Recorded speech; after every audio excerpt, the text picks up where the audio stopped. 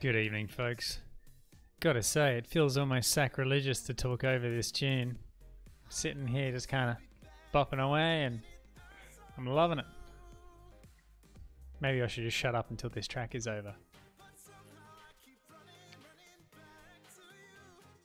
What's up, guys and gals? Hey, hey, hey! How's that music level? Is it good for you guys? Needs to boost the volume of the tune. Shall I boost the tune? Never heard this song. I haven't either, but it's cool.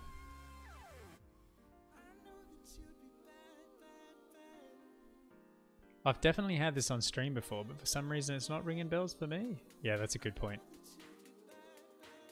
More music. More music, less me. And it's this is such a great tune. I'm probably going to listen to this a lot more now. Righto, I think we're good to go. I think all my stuff's set up. Now, so the first order of the day. Tea. Tonight I'm not having green. I've gone back for a what looks to be a super milky brew, but it's not. I think it's just the crazy light in here. I have got the tea. This is orange Pico.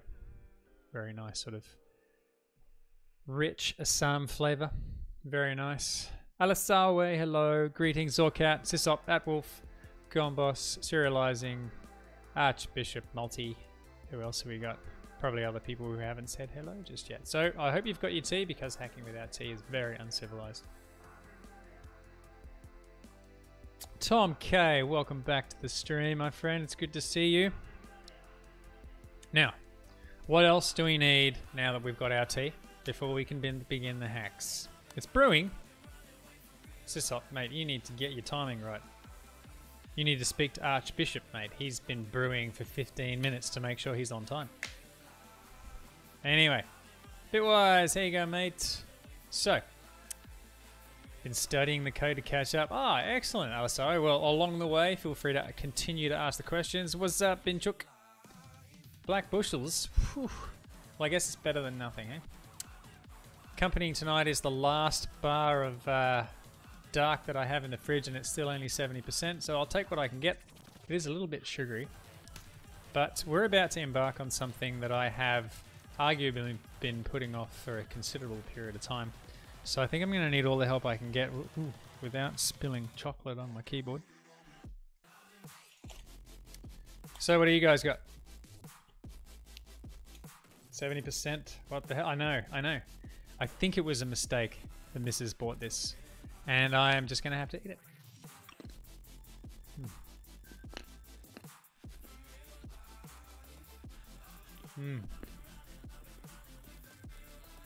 Yeah, I know, Sisop. I know. Pull the cords up so I don't pull things out. Okay. Who knows what we're doing tonight? I know at least one of you knows. Channels, and I knew it was you, Atwolf. A little more tea too. So.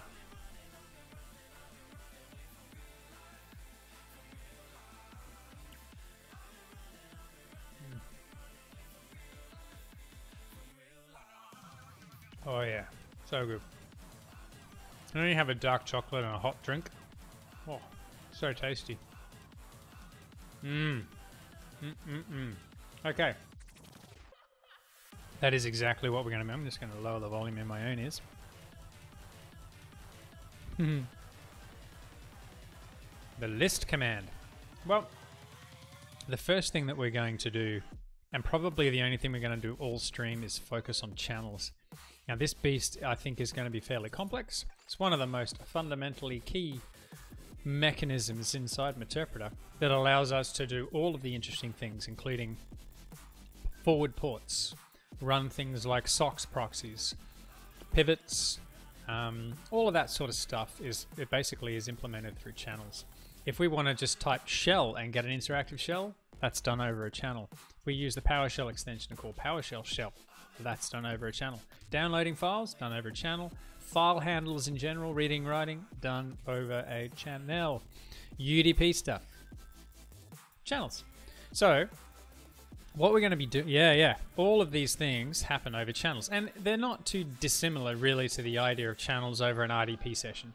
So you have your one connection, and we just need to filter packets back and forth, and at both ends be able to tie that data to different bits of functionality. So we've clearly covered off the very simple case of I execute a command over here, the data goes across the wire to Meterpreter, it parses it, handles whatever it needs to handle, generates a response, sends it back, Metasploit handles the response. Simple as that, right?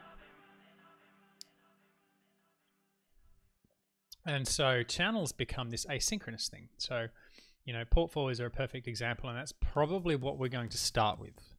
We're going to start with a concrete implementation of something that will behave like a socket style channel, and it'll most likely be like a client channel to begin with. That is, we want to be able to connect to RDP, right? Or we want to be able to connect to an SSH server, or we want to be able to connect to 443 just, you know, through a port forward so that we can run our good old MSO 8067 exploit, for example. Tom K, that is a fantastic question, and I'm going to come back to that in just a second. So that's basically what we're going to do. We're going to have the ability to connect to a channel locally on our attacker machine, and through Meterpreter we're going to do the routing of the packets back and forth after that connection happens. Get system does not go over channels. Screw you. I know, showing my age. Hey, everyone here should know about MSO 8067. So yeah. Anyway, you get the point, right? It was a little bit tongue-in-cheek. So that's what we're going to build. Now, quickly going back to Tom K's point. Does it give ordered/reliable delivery? It absolutely does the latter. It does give you reliable delivery. But right now, it doesn't guarantee order, and this is a known issue. And at the moment, off to the side, in my own little development land, on my to-do list, is to add packet sequencing to data that goes in and out of channels. So that is something that is coming. And it kind of rears its ugly head in some really obscure scenarios. Like, for the most part, the channels do actually come across in order. But sometimes they don't. And certain bits of software can deal with it, and certain bits of software cannot. SSH is a little bit finicky. So yes, bitwise, we are building all of these channel mechanisms from scratch. And to begin with, we're just going to keep it simple. So remember, channels are an abstraction. So the idea of a channel sort of sits over the top of all of those examples that I'm talking about. And we basically need an orchestration mechanism that can handle the channels. And we need channel-specific functionality that can also handle its own implementation-specific requirements. So when we have a file-based channel versus a socket-based channel versus a process-based channel, each one of those things needs to know how to interact with whatever it's interacting with, generate packets, handle packets, etc. But what we also need is something that can orchestrate the management of those channels, and also when data's coming in from Metasploit, the dispatcher needs to know, oh, which channel is this associated with, and actually be able to pass that data off to the channel. So we're aiming for something that's kind of abstract with lots of implementation-specific stuff. But to start with, we're literally going to hard code to one channel type, just so that we can see the mechanism working. Okay? Now this is a whole new area of dev for me. I've mucked with the innards of Meterpreter for like 7 years now, and I have mucked with the scheduler, the command management, process management. In fact, there's not a lot of stuff that I haven't mucked with in the native version of the Windows Meterpreter. But this is one thing that I haven't built. So we're both going to learn something along the way.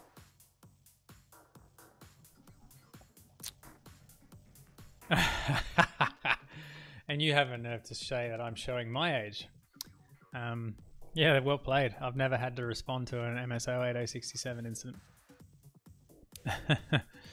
Which ISO layer will support them? Well, we're already in the application layer bitwise. We're up in app land, and we just have to figure that stuff out ourselves. We're not actually building like our own TCP/IP stack. We're not handling any sort of thing of the OSI model. We are living in app land, and that's where our data has to move around.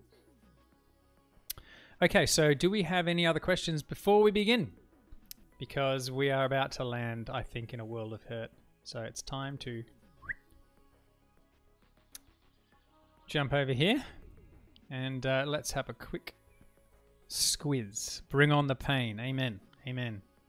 Right, so I think on stream number 3, which is when we first started writing code, we may have even had this line in here that I commented out. And you'll see here that under this standard API plugin, I have this function here that says, let's handle core channel open. Is channel going to be binded with a specific port? Okay, so that depends, Alisawe. If we are going to create a server channel for TCP, then we will choose which TCP port we want to be able to list that on. And so Meterpreter will go and create a bind scenario where it's listening on a port for data, and it will forward it down the neck of Metasploit. But in the other way around, like if we're a client, then there's no binding happening on the Meterpreter side. It actually happens on the Metasploit side. And then when a connection is created on the Metasploit side, then a channel is opened and data starts shuffling back and forth. And that's the one that we're going to be focusing on. So to avoid confusion and to add, remove unnecessary complexity, we are literally going to build TCP client channels tonight, or at least start. And hopefully we'll get somewhere meaningful with it. But before we do all this, there's something that you guys need to fully understand.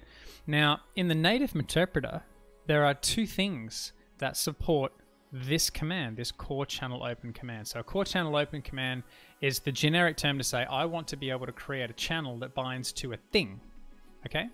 And in order to bind to the thing, you need some metadata, and the metadata will change depending on what that thing is that we're binding to, right? So channels run as threads inside Meterpreter as well, so they don't block. Exactly. So what we'll end up doing is, like I said, we're going to have this orchestrator, which we'll call a scheduler because that's the terminology that's used elsewhere. And that scheduler is going to be responsible for managing the channels. Here I refer to it like as a channel manager of some kind, but we'll probably just call it a scheduler. Because then it can be responsible for other things. And then each channel will also run on its own thread. So, and you'll notice as time goes by when we're developing this thing, the idea of sort of abstracting channels over the top of very disparate things like, you know, process I/O and file I/O and network I/O in the .NET land will actually make things a little bit tricky. So we're probably going to have to put some implementation specific stuff that will allow a uniform interface for the scheduler to talk to. So what I'm saying is things like this. If we have a channel that is shuffling packets back and forth across a TCP socket, at some point, Meterpreter might receive a message saying, I want you to kill that channel. So there has to be a way for the scheduler to say to the channel, hey, I don't want you anymore, please go away and don't be messy. In the case of a file handle, that'd be a very different story. But it is up to the implementation specific stuff to tidy that up. Okay? But what we need to be able to do is signal to that channel, which is running on a different thread, hey, I want you to deal with, you know, closing yourself down. So you need to be able to interrupt the flow of data, which basically means you need another thing for that to wait on. In socket land, basically, we sit down, we do asynchronous I/O, right? In socket land, we're sitting there, we're waiting for data to come in on the channel. When data comes in, we send it off. When data comes in this way, we send it off. So we've got this read-write mechanism which we're dealing with, yeah? But unfortunately for us, we also need to be able to wait on some kind of notification from the scheduler. So we need an abstraction that knows how to respond on its own thread in all three of those scenarios, two of which are the same, one of which is very different. So that's the kind of thing that I'm talking about. Okay? So what we're going to do is we're going to provide an abstraction which is called a channel, and we'll have some behavior-specific implementations. Okay? Now, I think the best thing that we can do to begin with to see all this stuff happening is actually just receive a standard open channel packet and start looking at what Metasploit sends to Meterpreter in order to fully understand what it's expecting it to do behind the scenes when channels are created. Now, going quickly back to what I was saying before, Core Channel Open in native Meterpreter has two implementations. One is in MetServe and one is in Standard API. And when Standard API loads, it actually hijacks the one that's in the original, basically takes over. In all the other Meterps that I've seen, that doesn't happen. It only happens in Windows, in native Meterp. And I think the reason that it was there originally had something to do with a heartbeat. So Metasploit would create like a heartbeat channel. It would just open a channel and it would just sort of like ping it every now and then. And we can actually see that happening. I'm not going to do it right now. What we're going to do is we're just going to let Metasploit talk to us and send some data down. And to begin with, I'm just going to provide an implementation that lives inside Standard API because that's where all of the interesting channel stuff actually happens. Standard API does process management. Standard API does socket management. Standard API does file management. None of that is in Core. So I actually think this should be a Standard API channel open. But it is what it is. It is kind of core functionality, and the functionality of handling channels does actually exist in MetServe, which is kind of confusing, right?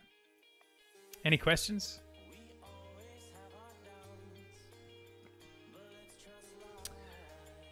It's confusing. It's confusing to me. We can actually have a look at the existing stuff if you want to see. Let me show you what I'm talking about. This might actually clarify things for you a little bit. Actually, I've got the source. Let's open the source. Meterpreter. Now, Funky New 2019. Wilbertross, welcome back. It's nice to see you again for round 2, my friend. How are you? It's good to have you back.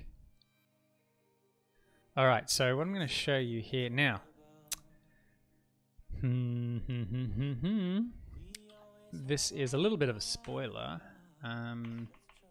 Core Channel Open. So Core Channel Open, you'll notice that there's something different going on in here now. And this is a result of some work that I've been doing very recently on changing these command strings. So see how we've got these strings, very identifiable hard-coded strings and binaries. Well, the PR that I opened today converts them all to integers, and believe me, that opened up a whole world of pain. Anyway, let's not get into that right now. So you can see in standardapi.c we have an implementation of handling channels, right? Nothing particularly special going on here. So that's Core Channel Open, and you can see here based on the type, it deals with different things. That is indeed the new story that I wrote today. Thank you, Atwolf. Very much appreciated. Well worth reading, if you ask me. But then again, you know, I am legitimately biased. So you can see here, we have Standard API FS file, audio output, NetTCP client, NetTCP server, and a UDP client. So these are the different channels that we support. And as I said, this is a mechanism that's inside Standard API. But you'll notice as well that here, there is also a handler in MetServe for Core Channel Open. And this one is slightly different. See what it does?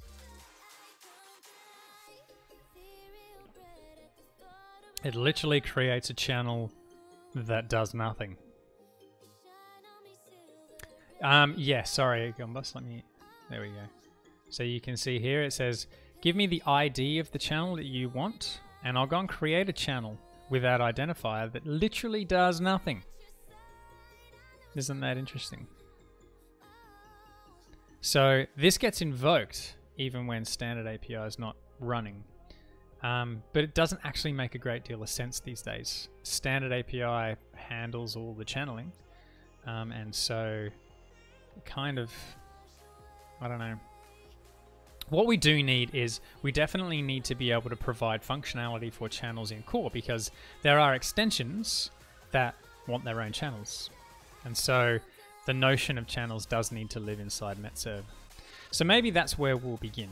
We will ignore what the standard API implementation does at the moment, and we will just bake our stuff directly into Metserve, and we'll go from there. Now we'll leave that minimized. Excuse me, and let's go and start, and we'll move it if we think it makes sense. Okay, so inside server, okay, this is where we're registering all of the core related commands, which we may end up moving down the track. But what we're going to do is we're going to start by sticking this in here. So this will be another string.empty.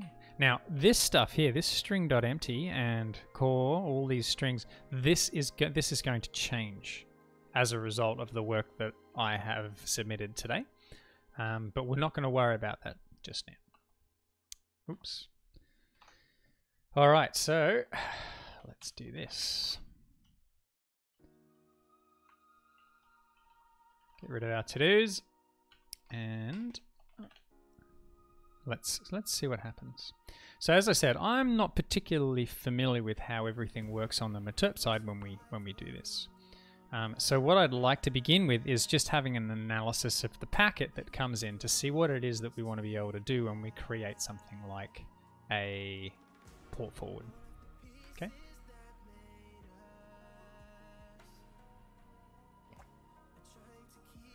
Because a port forward will actually create a channel in one way or another, right? But what we should do is we'll have a look inside the Metasploit code, and we'll see what results in a core channel open message being sent. All right, so we'll resort to grep, although I could use the Silver Surfer. Is it the Silver Searcher? So we are looking for the Silver Searcher. Hang on, that's not the one I'm looking for, is it? What is the Silver Searcher's shortcut again? I can't remember. Someone should Google that for me, because I'm a noob. Keep forgetting to use it, actually. Silver Searcher, code searching tool, and it's AG. Thank you. AG. Okay, so AG, we want to go core channel open. All right, so we can see here that we've got this general abstraction of a channel. Let's go and have a look at that. Actually, we'll tmux this puppy, and we'll vim that. Alrighty. So if we look at core channel open, you can see that there's this channel create function, right? So let's have a look for channel.create. We can see there's a bunch that just happen to map to exactly what it is that we're looking for. But you'll notice that they're all in standard API. Interesting, hey? What's the difference between ag and grep? Ag is like a grep for coders. It's very smart, shows you line numbers, and there's other things that it can do, but it highlights the stuff that you're looking for nicely. And I don't know, I just find it a really handy tool. It assumes that you're operating off the current folder as well, but it's pretty smart, and I think it does other smarts, like it ignores git blobs and, you know, cert folders, and I think it takes ignore files into account and all that sort of stuff. It's pretty good. Yeah, super handy. So what we're interested in doing is this one here, right? Standard API net TCP client. So let's open this puppy up. Extensions, standard API, net socket subsystem TCP client. grep Henry. Okay, so you see here we've got this TCP client channel.open, and you'll see that the first thing that it does is it creates a channel, okay, which is where this comes in. And you'll notice that the first thing that it does is it says, okay, we want to go and create a channel on the other side of the connection, right? You'll notice here that it's got the type, and it talks about classes and flags and all this sort of stuff. And then it also says, once we've created that channel behind the scenes, we need to get an identifier for that channel, because we need to say, hey, I opened up a channel on the other end. I need to know what the identifier is so that I can send stuff down that channel, down the track, right? And so in here, you'll see that we actually specify, see this self on this line here? It says create an instance of me. So this TCP client channel.open is just like a static sort of factory style method, and it's telling the channel creation mechanism to create an instance of itself, because we're not actually dealing with it just yet, based on whatever it is that we've passed it. Okay, so that's all that's doing. And then we end up here, right? We end up with a reference to the client, the channel ID, the type of channel that it is, and the flags that are associated with it. And you'll see here that there's a bit of Ruby shenanigans going on to extend sockets in certain fashions. Now, here's the thing that's interesting about this. This only happens when we already have an LSOC and an RSOC. Now, LSOC and RSOC are referring to actual socket handles, but I think RSOC might refer to the remote one. But this is where the confusion comes in, right? This is where I'm not 100% sure of what the functionality actually does. But we can see here that it's got a fairly rudimentary mechanism on the surface. Now, what I'd like to know is exactly where TCP client channel.open is invoked. So let's have a look for that, because I want to know how to do it myself. Righto. It is called in socket.rb. All right, let's have a look at that. Meterpreter extensions, Meterpreter extends standard API socket.rb. Okay, so let's just widen that up. So we want to go TCP client channel, and that's invoked when this create TCP client channel thing happens, which is spun up when we call create. So this socket.create will vary depending on whether or not we're expecting to use a client or a server. Okay? So as you can see, we're already kind of going turtles all the way down, right? Fundamentally, in a nutshell, the channel is simply a socket. No, it's not. A channel is an abstraction.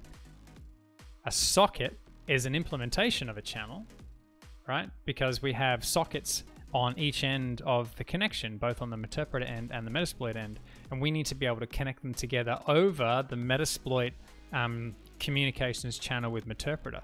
So the channel is what data from either end of those sockets goes across inside our Meterpreter session. Does that make sense? So we've got, basically we have this abstraction where things are happening on either side of the Metasploit/Meterpreter communication, and we want to glue them together across the current line of communication that we have. That's what a channel is. Okay? Like I said, it's similar to an RDP style channel where you've got that one thing. It is kind of like pipes and file descriptors, kinda. But I try not to use that as a perfect analogy because it doesn't hold all the way through. But imagine that, yeah, you're running something at one end and you want to funnel it over the Meterpreter session. That's what you need to do. It is definitely a custom hack job, yes, without a doubt. Okay, so socket.create appears to be where things happen. So where is that? Create TCP server channel. We've got create. I don't know where this is called. So let's go back to ag and see if there's a socket.create. Oh, look at that. So there's socket.create TCP. Maybe we should limit this a little bit more to socket.create.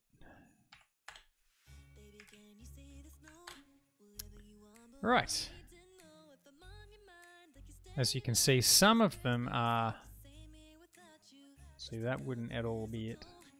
So maybe it's not actually called directly in that way. I assume it could go over DNS queries if that's your actual transport.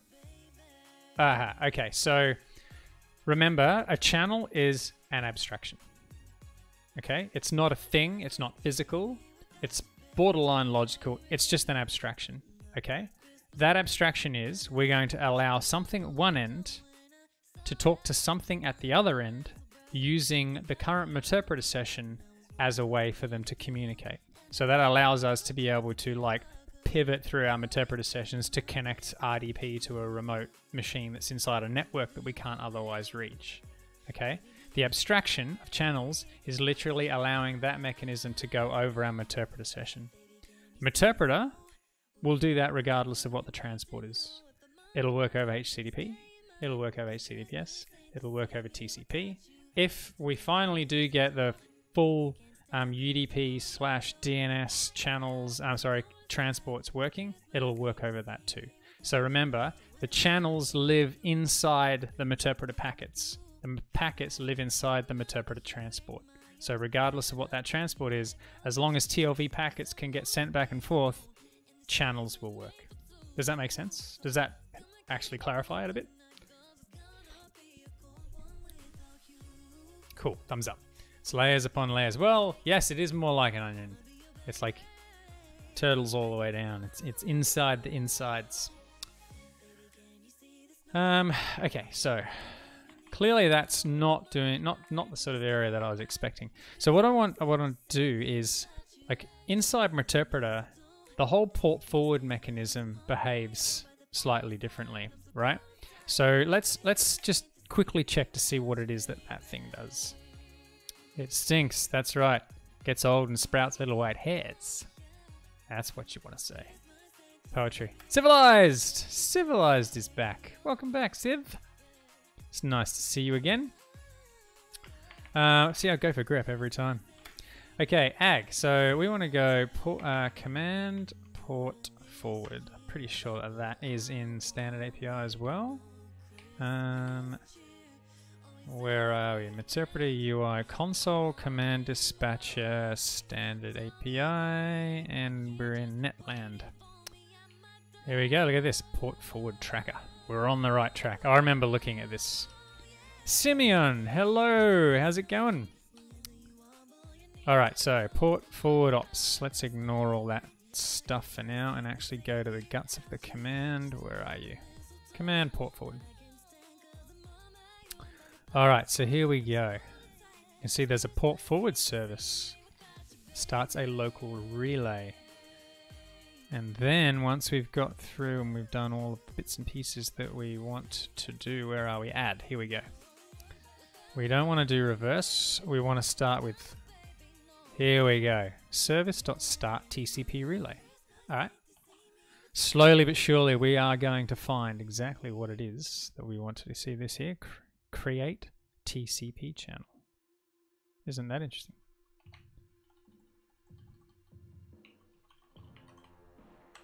Aha! There it is. Isn't that interesting? What about you? What are we hacking? We are hacking. We are currently working our way through the basic understanding of what drives TCP client-specific sockets that are abstracted through channels in our Meterpreter. So that's what we're currently up to. And so this is the thing it's all coming back to me now. This is where we can actually create sockets and channels manually. So you'll see here, when we create a TCP channel, we actually call this rec socket parameters, and this is basically just describing the kind of socket that we want to create. And we call client net socket create. So we can actually do that manually, right? So let me show you what I mean by that. I'm going to leave that open, and we'll go to Metasploit framework. Now, is my IP address? This machine doesn't even have a an IP address. So you know what I'm going to do? I'm not going to try and deal with Linux and get its networking. going again. I'm just going to reboot the thing. So just give me 1 sec to put my OPSEC hat on. I'm just going to reboot it because I'll spend more time trying to get it working. I'll spend more time trying to get it working and it just won't work. So while that's slowly rebooting, it won't take long. It's actually really quick. Hooray VMware, yeah, exactly. Okay, so it's rebooted. I'm just signing in. I don't want to do all the password failure on screen thing.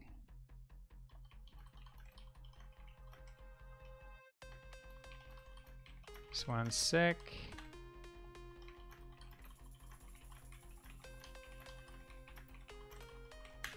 Okay. And now we should be able to come back. Okay, so code Metasploit framework. We have an IP address now, and it's 140. Is that what we had last time? Let's have a quick squiz at our console app. It was 140, so that's a win. Okay, so let's MSF console that. And while that's spinning up, come on, talk to me. Oh, man. I don't know why I did that.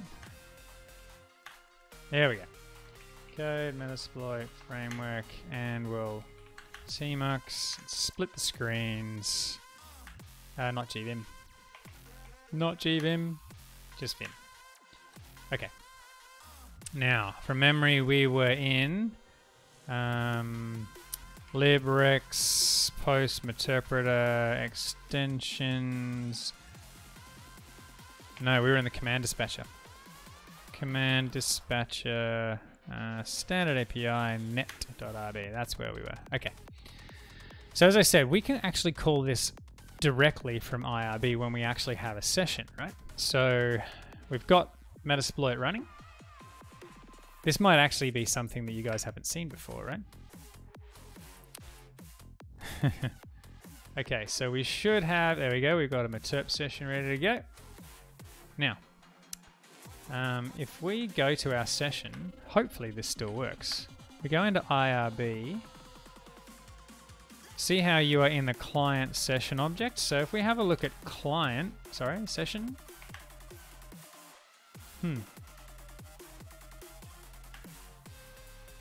Aha, okay, so we should be able to go self.standard_API, is that? No. This must have changed recently. Self.client, self.session. Okay, so it's proving me wrong. But basically what you should be able to do is reference the current comms out of Meterpreter. I just can't remember what the actual thing is. Maybe we just call... hang on. Oh, that does the same thing. You are in the client. So what I don't understand is why standard API is not listed here. Self dot. Clearly this has changed since I did it last. Oh, here we go. Here we go. Self.core. No, standard API. Okay, so core is here at least. Now, let me just quickly check something. Sorry about the confusion here. Undefined method standard API. So standard API should be wired in, right? Client.core. We should be able to do things like, is it machine ID? Yeah, machine ID. Okay, so I'm familiar with where we are now. That this should actually have a standard API, from what I can tell, because standard API is wired in. So if we do ls, see, it should be there, right? Because behind the scenes it's kind of doing the same thing. Self.standard API.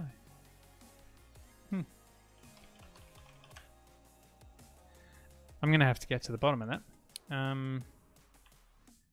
So when we, inside here, if we go ag of client.core, for example, inside lib. See how we've got client.core.setTransport, client.core.machineID. That was the thing that I had just fired up. We should be able to do the same thing with standard API. Ah, I guess not. This is where I'm getting it wrong. So how do we refer to standard API? ext. There we go. That's my problem. ext.standard.api. Boom. Okay. I'm glad I did that. That was driving me insane. So if we go back over here, you see how we've got client.net.socket.create. So we should be able to do something like this. So let's have a squiz. If we go net.socket, see how this is all sitting here? So we can call create, right?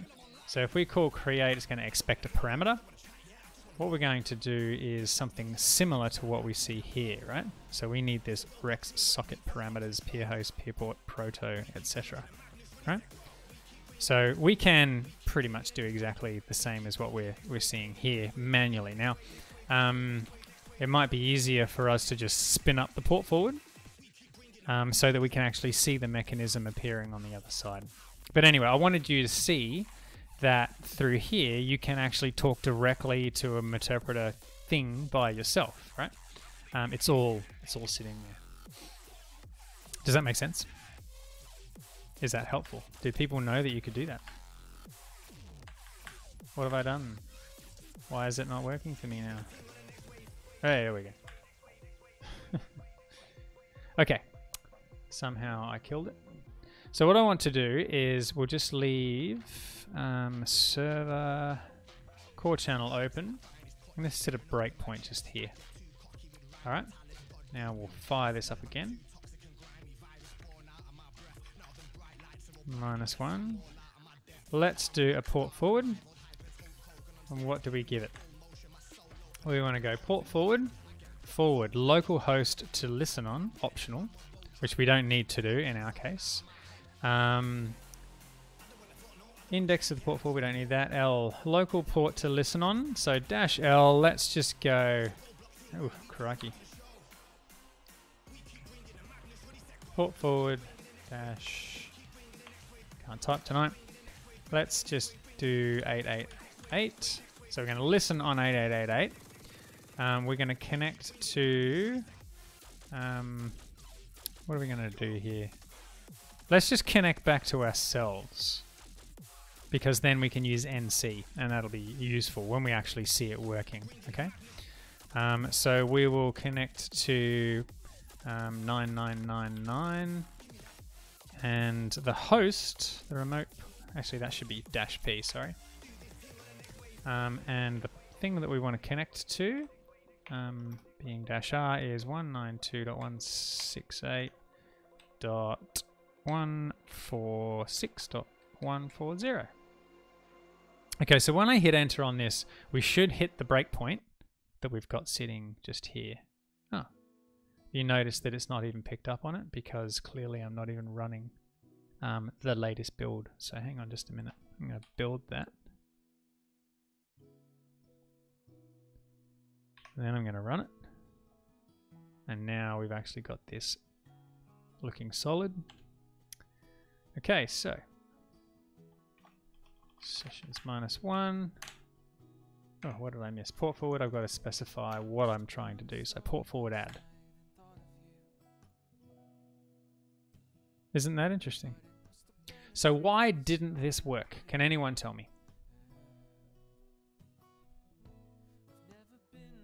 For those people who are paying attention, why is it that when we just created that port forward that we didn't actually see a channel open? Any takers? Those people who have been listening along the way will know the answer to this. Anyone? A biscuit for the winner. No connection went through. You're on the right lines. Why didn't a connection go through?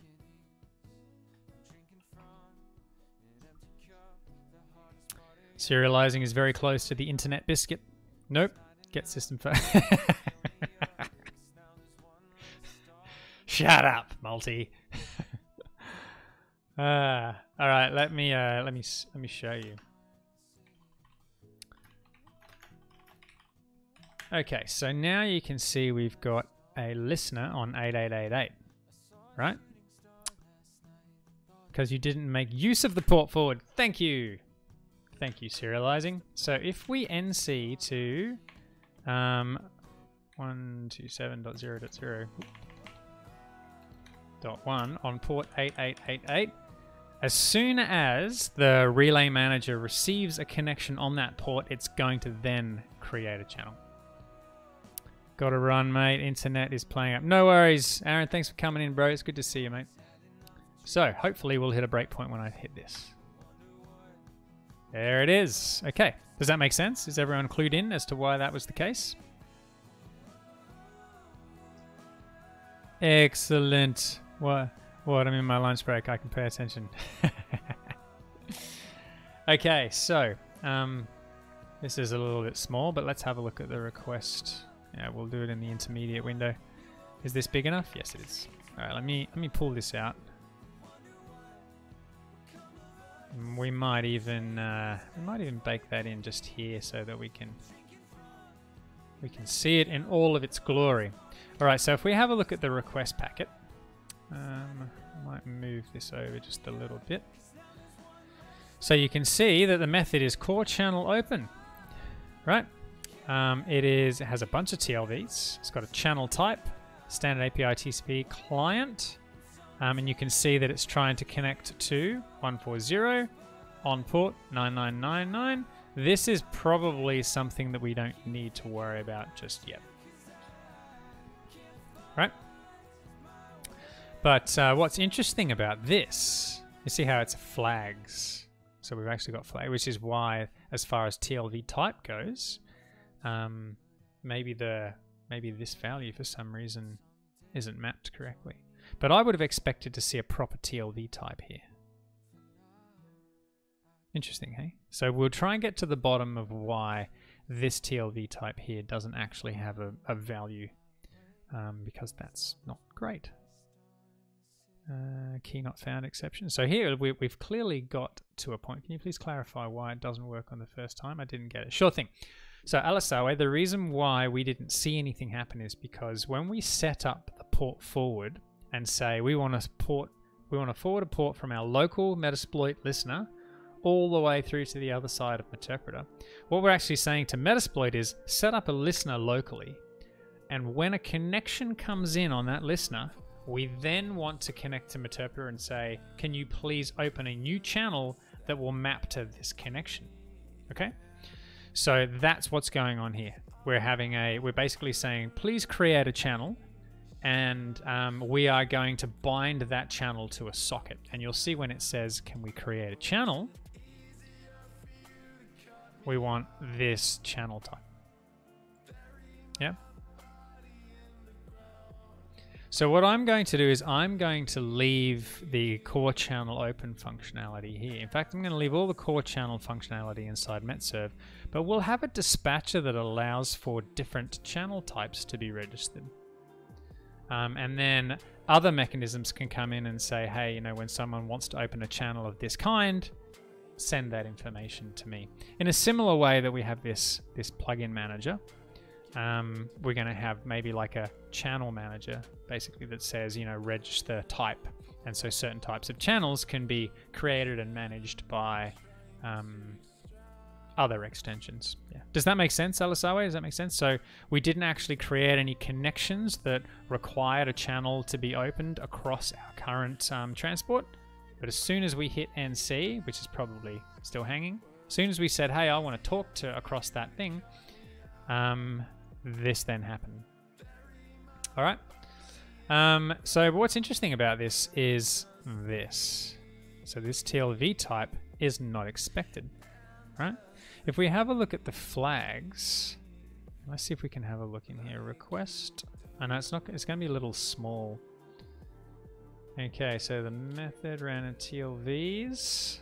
Let's have a look at what we got here. We have method. So let's go from the bottom. See that value there? I don't know what that is. Nor that. Nor that. Nor that. Nor that. They clearly have values. So we need to understand what these things are. Channel class. This is interesting. Class of one. I don't know what channel classes are either. So we're all about to learn something. Channel type, channel class, etc. Okay, so before we do that, let's put in our standard dispatching mechanism. Okay, so what we'll do is we're just going to effectively have an empty function that allows us to handle when, you know, creation of channels open up. It's going to be really simple. It's just going to say this. But instead of success, we're going to say call not implemented. We currently have no ability to open channels. And then when new functionality comes in, when standard API loads and it says, hey, I know how to create a TCP channel, we will then delegate responsibility to standard API to handle those channels. Okay? So that means we're going to need some kind of channel manager. So we have a command handler and a plugin manager and a packet encryptor and things like that. So what we really need now is a private, let's call it, is it really a channel manager? It probably is. Channel manager. Okay, so we're going to create a class. We're going to generate a type in a new file. Now, where are we? Channel manager. Let's make sure it's put it in the right spot. Open containing. Yep, it's there. So in order to do the same thing inside metserve, we need to add, this is for the other version, add existing item under metserve 3.5 channel manager. We may even end up moving this stuff to a sort of like a separate channels namespace, but for now I'm just going to leave it like this. We'll just leave it as public, although internal is probably what it should be. Okay, so what we're going to do is we'll have a channel manager, we'll have a public, no, we won't go that. I'm getting ahead of myself. Did you add a copy or a link? I added a link. So there it is there. See the link? And it's kind of hard to see because it's so small, but it's definitely a link. Because I don't want to have a copy. Ooh, we have a new follower. Cheesy Tech, thank you for the follow. Definitely is only a link. I have made that mistake before. All right, so what we want to do now is effectively have the same thing. We want to be able to say, let's register myself to be able to handle a specific type of channel, right? Now, in our plugin manager, we have something similar, right? We have this register function. See that? We register ourselves. And so effectively what we want to be able to do is the same thing. We want to be able to say public. Now, what is it going to return? It's not going to return anything. So register channel handler. And really all we're interested in is the channel type, which is a string, as we know. Just had another follower, haven't we? Who is that? Brat Kilo. Thank you for the follow. So we want to specify the channel type, and we also want to specify the handler. Now, to begin with, we're only going to specify the open handler. So what will this do? We don't actually know what it's going to do yet. I would assume that it's going to return what is effectively an idea of a channel. Now, the channel is ultimately going to be an abstract class of some description. So we might even make this abstract to begin with, because the notion of a channel that is generic might not necessarily make any sense. So what we're going to do is we're going to pass in a function that will receive a packet. That is the request packet. And once it's handled that, it's going to return an instance of a channel for us, right? So that's going to be the channel open. Now, we are going to change this down the track, by the way. So let's first include some of this magic. Core proto, channel open. Righto, so we're just going to have something behind the scenes. This is a fairly simple dictionary, right? So we will have a dictionary of, you know what we should do? Just to really wrap this up, we should absolutely have a class that defines a channel type. You know what I mean? Does that make sense? So, and it should be abstract, like a channel type. Maybe it should be an interface. So if we had a channel type interface, and that thing basically has the metadata that describes it. Do you know what I mean? Either that, or what we're actually doing is we're going to define an object that knows how to handle channels of a certain type, right? So maybe what we need is a channel handler, and that interface should provide a number of functions for us. It should be able to call open. So when we call open and give it a packet, which is the request, it should give us, actually we should also give it the response, so that it can do whatever it needs to do behind the scenes with the response, and it should return a channel, okay?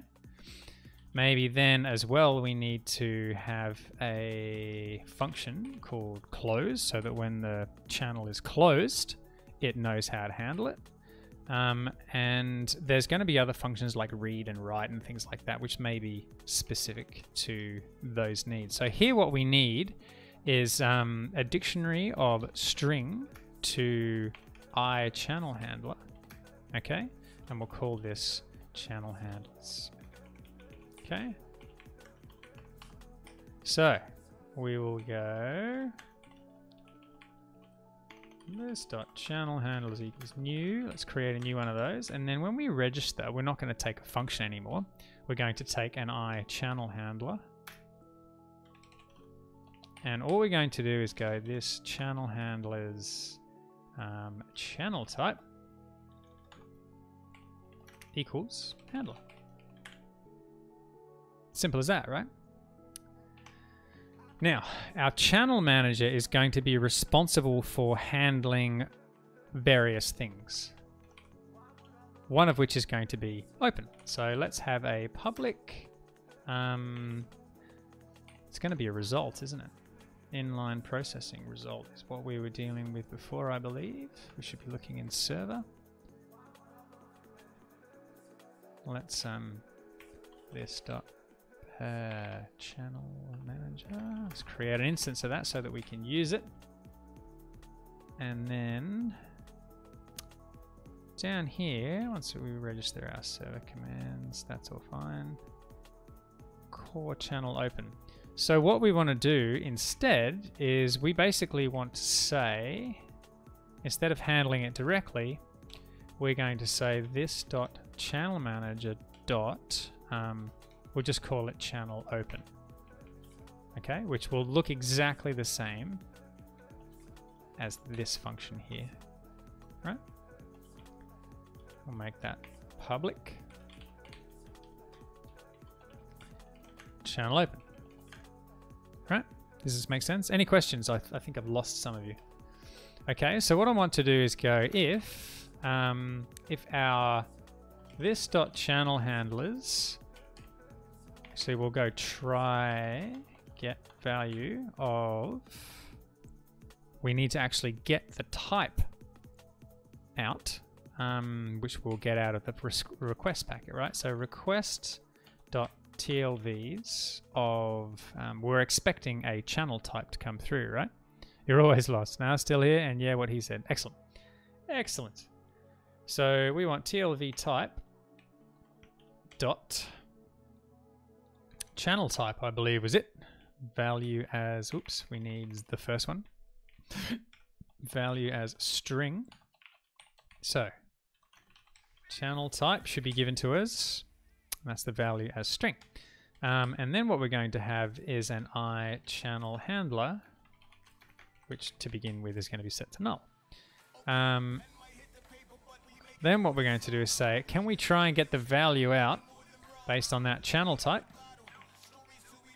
Channel type. out handler. Okay, so if we're able to get a reference to one of those things,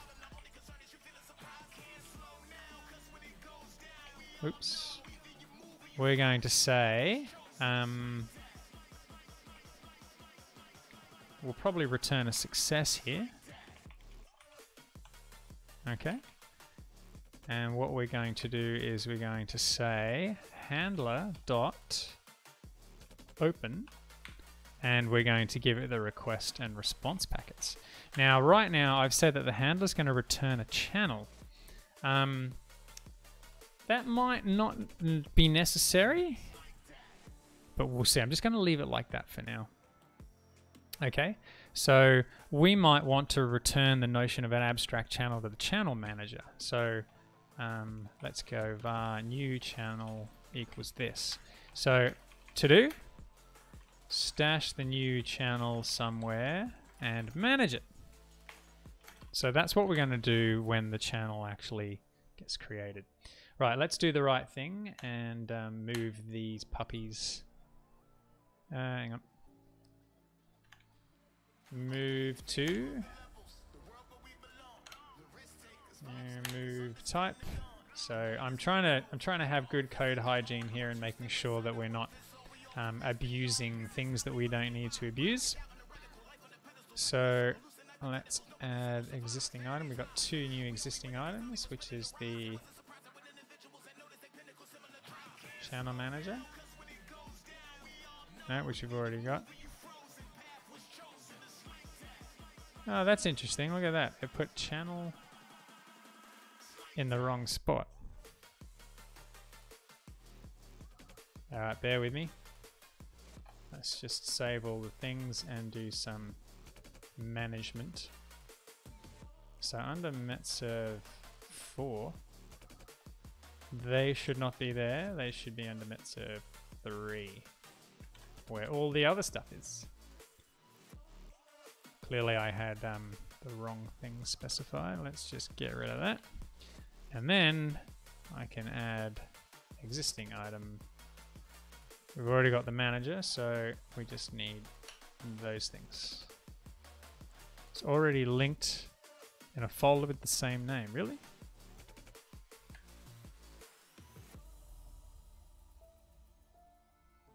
Okay. I thought I'd removed it. Existing item. Channel. Oh, I've just done it again. That's my problem, isn't it? I've been, because I'm an idiot. I can see serializing me laughing. Yeah, so in metserve 4, whoops, we shouldn't have any. So add existing. We want channel.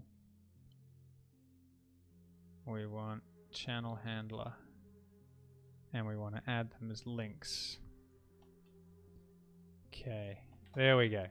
I think we're good now. All right. Okay, so that built at least. Okay, so once we have our handler, we should be able to invoke the handler based on that registration. But we need a process to be able to do that registration, right? So when we first register the extension as part of the service, so when we do call loadlib, where's loadlib? Okay, call loadlib.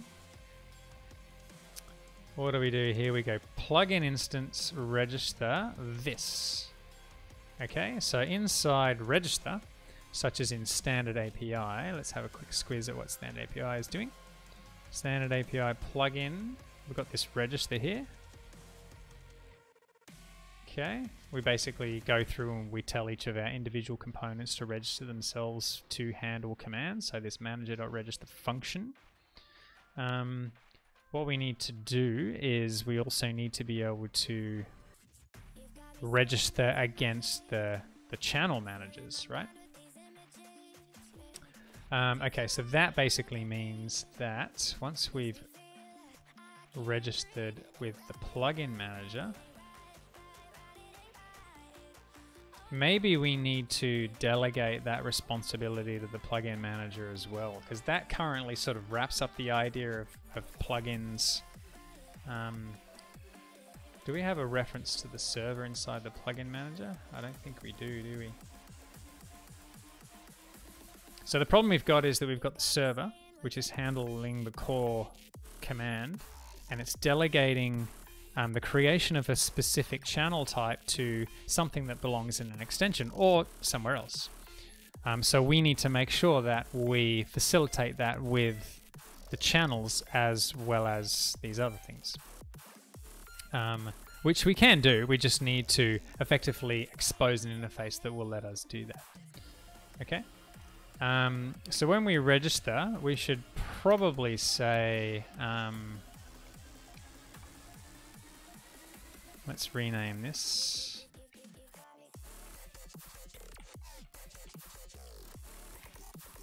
And we'll have to do that in our other areas as well. And let's go Channel Manager. So here we will be able to register for the different types of channels that we have. So standard API will have a TCP client channel, for example, and that will implement stuff. Yeah. Okay, so let's put this in now. We're going. Actually, no, we won't do that. I need to pass this stuff in first. So if I try and build this now, you'll notice that it will fail because we're not actually passing in the plugin manager. Okay. We need to change this plugin interface. Register says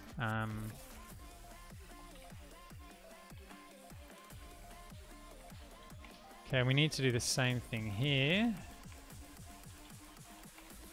And we need to do it with unregistering as well because we'll need to unregister our channels. So let's just cheat. Unregister. Okay, so we're not currently doing anything other than registering and unregistering. You want the text bigger again? How's that? That big enough? Okay, so this is where we will add our channel registrations as well. And at this time, we don't need to do pretty much anything else other than that. We'll come back to this in just a minute. Technically, you know what I should be doing here is always initialize bits, right? That's better. Should be doing the right thing. Okay, so we've got our plugin. We've updated that. Now, when I build this, this is where it's not going to be very, very happy. Typo in the interface. Pluggy manager. Have I got it? Oh yeah, you're right. Thank you. It does matter, Tom. It does indeed matter. Let's make sure that we've got right here. Yes, we do. Okay, so where did I get to? We want to get to here. Righto, so when we create an instance of the plugin manager, we only give it a packet dispatcher. But what we should also give it is the channel manager. And we'll create and initialize a field. There we go, and we'll set that to null. We try and make the plugin manager as ignorant of the server as possible, which is why we're kind of doing what we're doing here. Okay?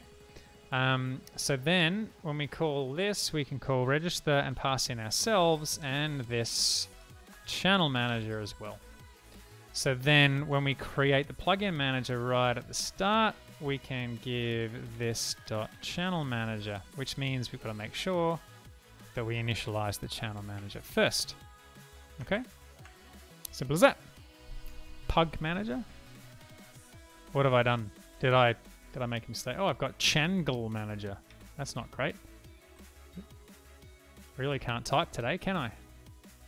Is this making sense though? We're just kind of putting some wiring in place that will allow the extensions to register themselves to manage channels of certain kinds while still having logical components handling all of those things. Now the channel manager itself may also need a reference to the server or other things, who knows. But right now we just want to sort of keep things as ignorant as possible. Okay, so when we build this, this should not work because we need to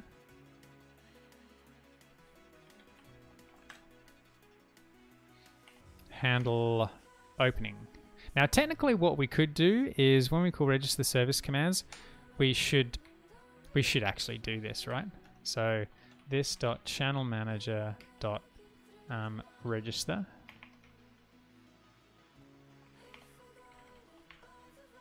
And we'll just give it this dot plugin manager to register itself with, right? That means we're delegating the responsibility of handling this functionality to the channel manager itself. All right, so we should have a function down here, register commands. Okay, so then we don't need to expose channel open as a public function. We can just reference it internally, right?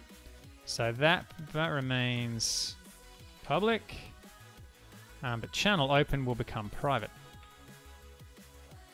Okay, we will have an unregister function at some point as well, but for now we're not going to be doing that. So that's going to be private because we're wiring that stuff in ourselves. Channel could not be opened. Okay, so does that make sense? We now have the ability to pass. We should be able to get to here is effectively what I'm saying when we do our core channel open stuff. If all of the wiring is done correctly, we should be able to spin this up, set up a port forward, and connect like we did before. Okay. Let's cancel that. Set up the port forward, NC breakpoint. Okay. So our channel type is standard API net TCP client. And here we're going to go and say, oh, do we have one of those handlers in here? We're going to come back with no and say that call has not been implemented, at which point nothing happens because that's all behind the scenes in threaded Metasploit land, which should handle that perfectly, but clearly it doesn't. So anyway, we can see that we're sort of on the way, right? We're on the way. Now, here's where it's going to get fun.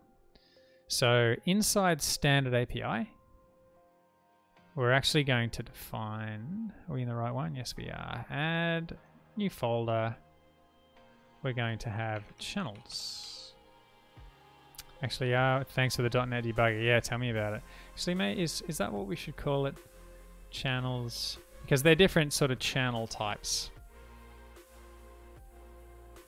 I might even call that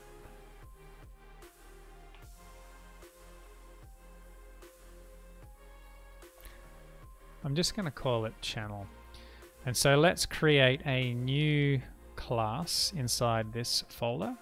We're just going to call this TCP client channel, just to keep this really simple. All right. Now, this is going to be an instance. Maybe I shouldn't call it channel. What I should actually do then is rename. Because now we've got this channel type. You know what? Bugger it. That's going to be a core.channel. Let's do that. It's a core channel. That's obvious then, but we can still actually maintain some sort of semblance of using the right terminology, because a standard API channel of a TCP client channel is a core channel. And that allows us to return an instance of this when something is created. Channel. So, but what we also need is the ability to create these channels, right? So we need, basically, I know those Java fans out there are going to probably hate me for this, but we need like a channel factory. We need something that is going to be able to say, hey, it's actually a channel handler. And that's going to be able to register for certain things. Hey, this going to, hey, yeah, tell me about it. Java fans do exist. I spoke to one on Twitter the other day. It was interesting. Okay, so what we need to do, go back to standard API. In fact, I need to do the same thing here. Always do the same thing in both. Channel. Add existing item.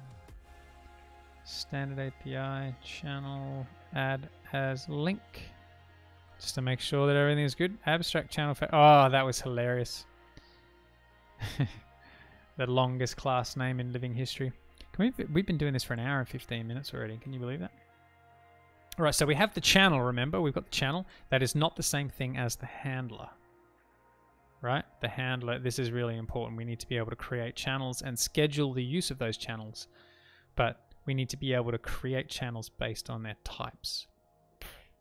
Okay? So, this is what the handler is going to do. Hurting my feelings. Sorry, bro. I hate Java. It is horrible. Okay, so I might put this stuff in here. Let's have a think about how we want to do this, because we do need some mechanism for creating channels of a certain type.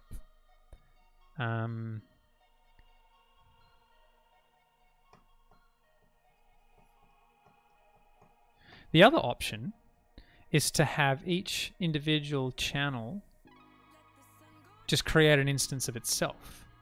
Here's what I'm thinking. Public. So if we make this protected, right? If we make our constructor protected, the only thing that can create an instance of us is ourselves through the appropriate mechanism, which kind of, in some ways, you know, defeats the purpose. But what we can then have is a public static create, which takes a, sorry, it returns TCP client channel. Tell me what you think of this. This is in some ways a design pattern that some people hate, request, and some people love. Right? So I'll show you what I'm talking about. Return null. Now, if we do this, the idea of a channel handler kind of goes away. Oh, actually, maybe it does, maybe it doesn't. So we need to be able to say when someone says channel open, we want to, and it's a client channel, a standard API client channel, we want to create one of these. And that's how it should work. So, but that means we need, back here with our handler in our channel manager. So see how we need to be able, we call register commands. We say open a channel, we're going to come in here. But prior to that, we need to register a channel handler, which is what we do inside the plugin, right? So we want to be able to say channel manager.register channel handler. So what we are going to do is we are going to close off. We're going to say standard API, is it net TCP client channel? Is that what it was called? Let's have a quick squiz here. It is standard API.c, is that where it was? Hang on. Sys registry net core channel open. Sorry, I've forgotten where it is. Standard API.c. Yeah, it is here. Right, so we've got standard API net TCP client. Okay, so that's the channel handler we're looking for, right? And this needs to take a function, or actually takes a channel handler. And this actually does make sense because, you know, we need to be able to handle opening and closing based on those types, right? Now, I'm not sure whether or not like the channel opener has any need for, sorry, the closing and whatnot has any need for understanding what type it is, because from then on, when we dispatch information on a channel, we get an identifier, right? What would that do instead of construct with the same arguments?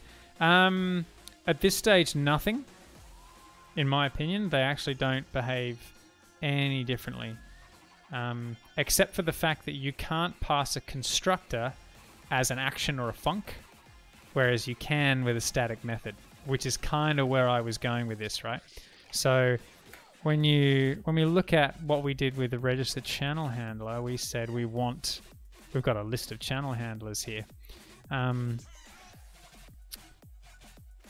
We probably don't actually need like the idea of a full handler, as in handle open and close and all that sort of stuff, because when we create a channel, we'll be associating the channel with the channel identifier and then dispatching things in that regard back and forth without actually having to know details of the content of the packet or which function was invoked on that channel, because we'll be dealing directly with the channel as soon as it's opened. So maybe we don't need a channel handler. The actual idea of a channel handler can probably go away. This is what over-engineering looks like, people. So let's get rid of the channel handler. And we'll get rid of it from here as well. Okay. Now we don't want a dictionary of channel handlers. We just want a dictionary of a function that will take a packet, and return a channel.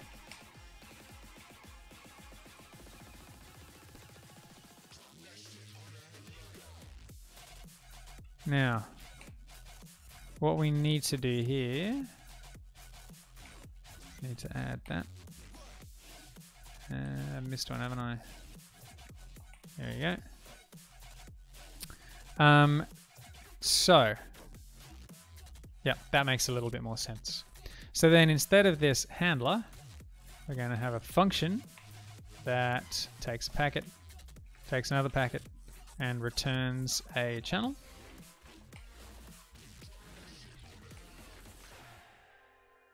Now,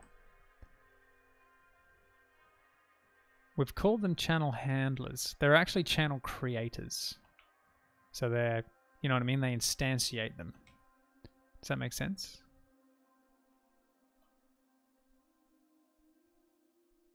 So maybe we need to call this, channel,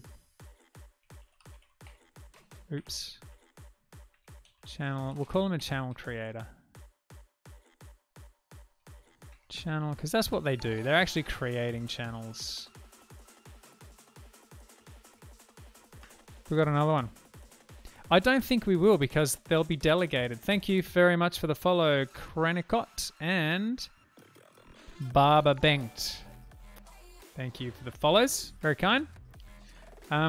Okay, so we just basically want to invoke them at that point, which is fine. And it's a little bit more convoluted when you're reading this stuff, but I think it will. I think it'll make sense. We want to rename this function.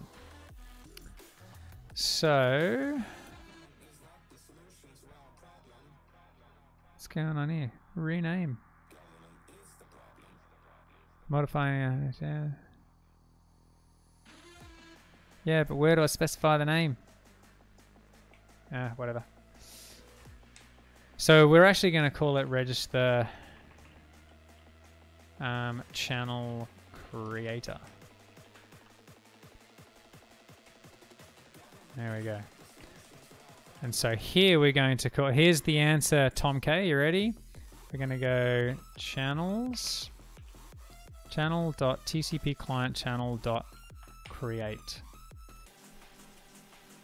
Now you'll see here I've been able to pass in a reference directly to this function, which will go through and create an instance of this. We couldn't have passed a reference to the constructor. We would have to have instead done something like, this is pretty ugly,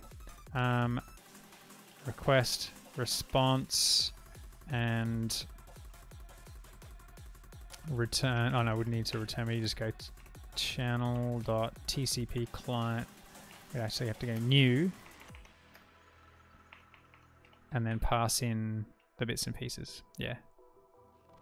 So that's a cheeky way of being able to sort of register a factory method in this manner without actually having to create a transient func or action method on the fly. That's kind of where I was going with that. I admit I was thinking a little bit further ahead. But what do you guys think about that? Because then later down the track, we can basically follow the same pattern by doing this, right? When this class exists, we'll do effectively the same thing. And it means that the individual channels know how to construct themselves based on the data that's coming in on those in those packets. Okay, so what we need to do now, we need to figure out what it is that we need to do on the other side in order to make the channel work exactly as... Thank you. Thanks, Atwolf. In order to make them function in the way that we would expect them to function.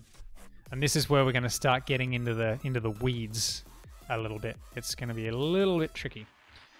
So again, let's just hit a breakpoint here and build and see if we can actually...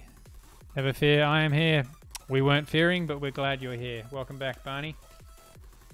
I feel like more tea. My tea is empty. Okay.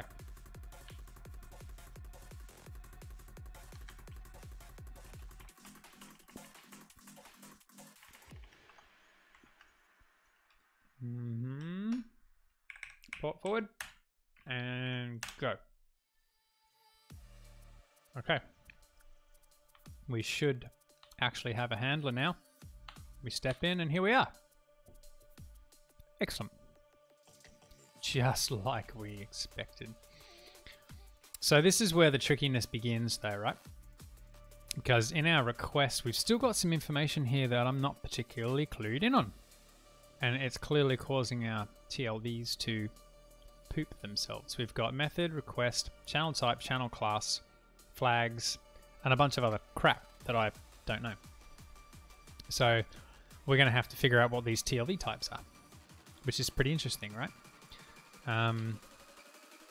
We'll do that in just a minute. So we know the type. What is the class? What did it say the channel class is? Channel class is 1.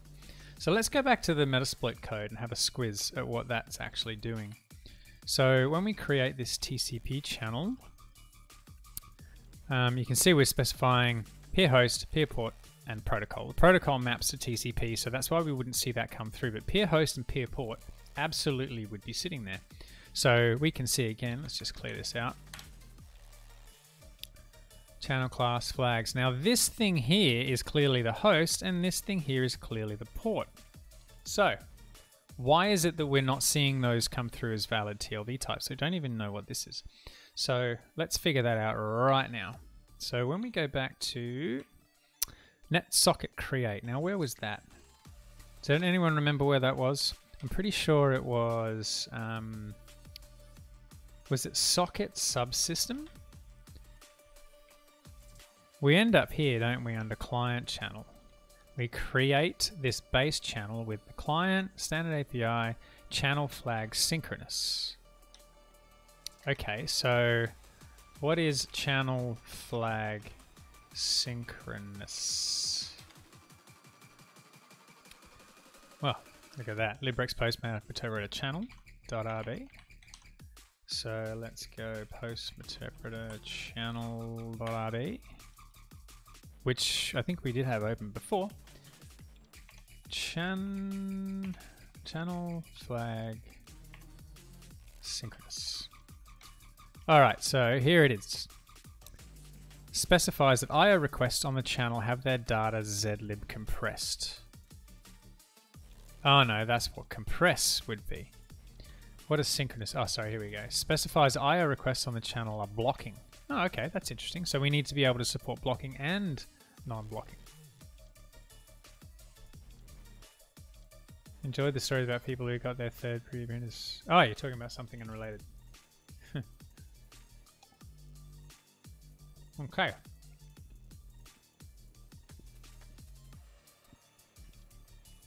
Here we go. Look at this stream. So we've got 3 different channel types. Stream, datagram, and pool. So, looking back at one of these values here may just map to that.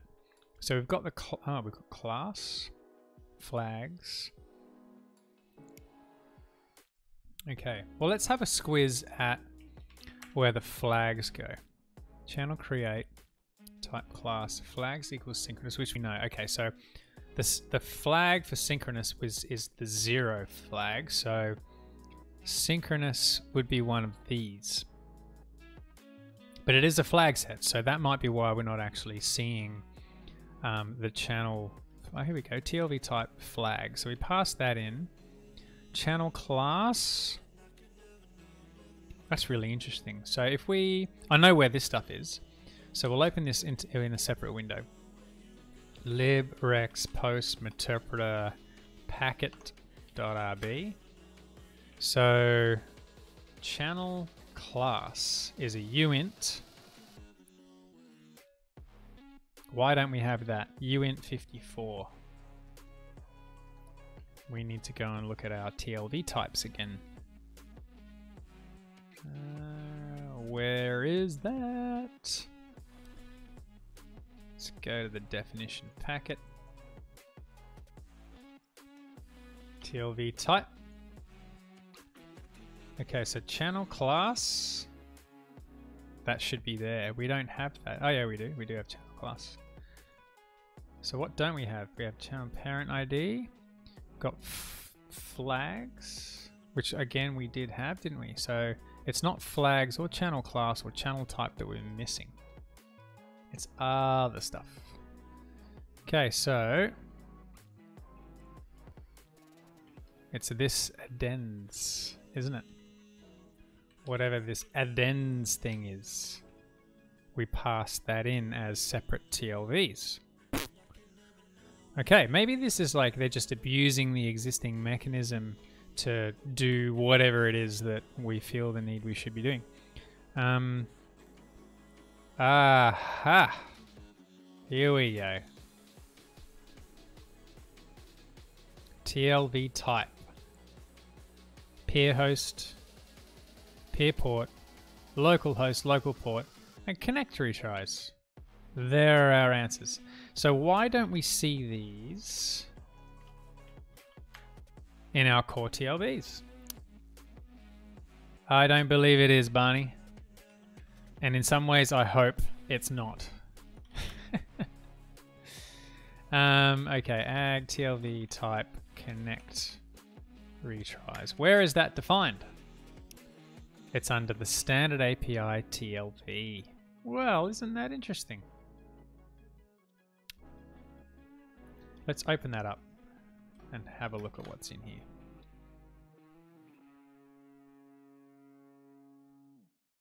There's a lot of stuff in here that we know nothing about. Aha, I think that's because we don't handle sort of standard. Do we have standard API? Here we go. Okay, so standard API. Isn't this interesting? So I should have, what was it? Peer host. Okay, so we've got type string 1500.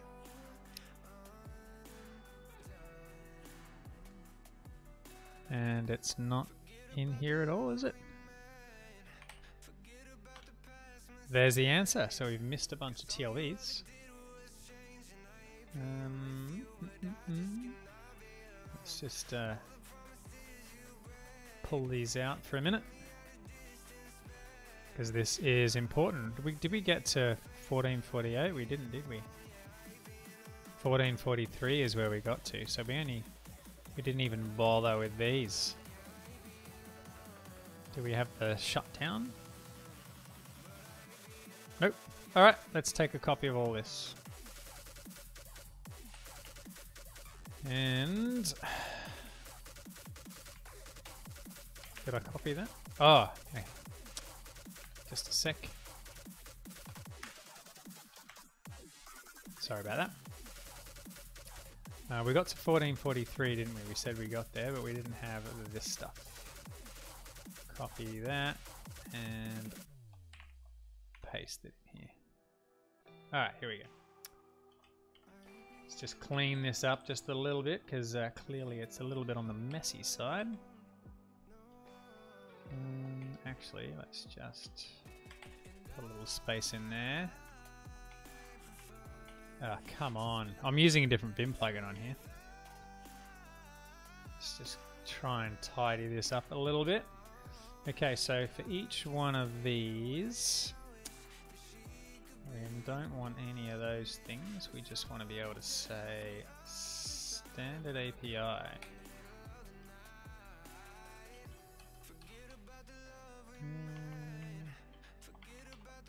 Can't really do this in a generic fashion that's nice, can I?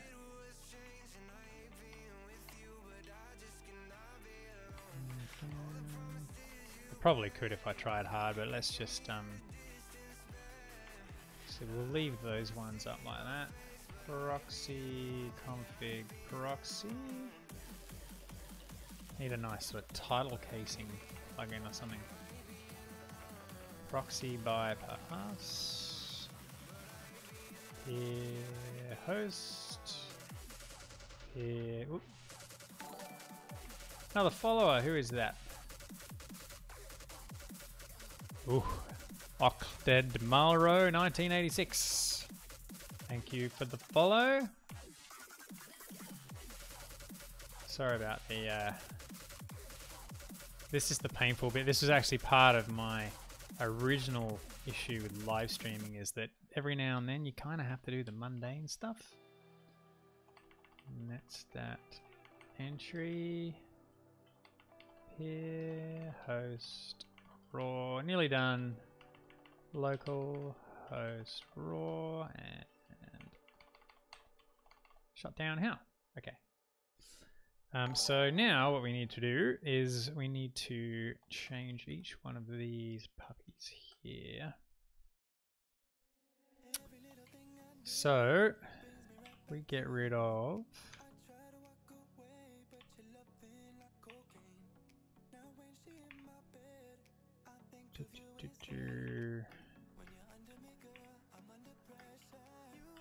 Is that gonna work?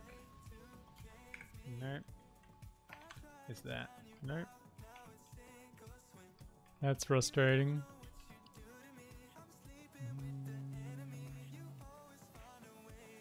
We want to go C3F underscore meta type dot. Oops. But we need it after the equals, don't we?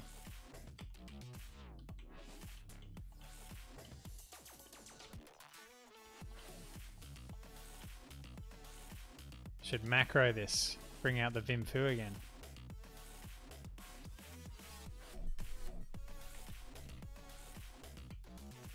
Nor a comma. Oh, really? You don't support that. Oh, that's so upsetting. We're gonna have to use regex instead. Get rid of that and put that at the end. Oh, there's a massive amount of space at the end. So let's get rid of all of the space at the end.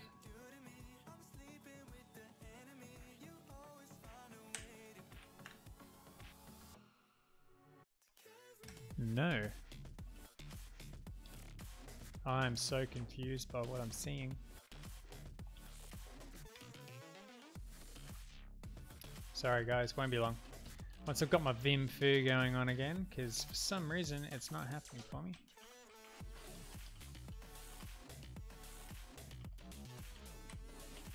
I think the problem here is my let's see, 3 blah meta type dot.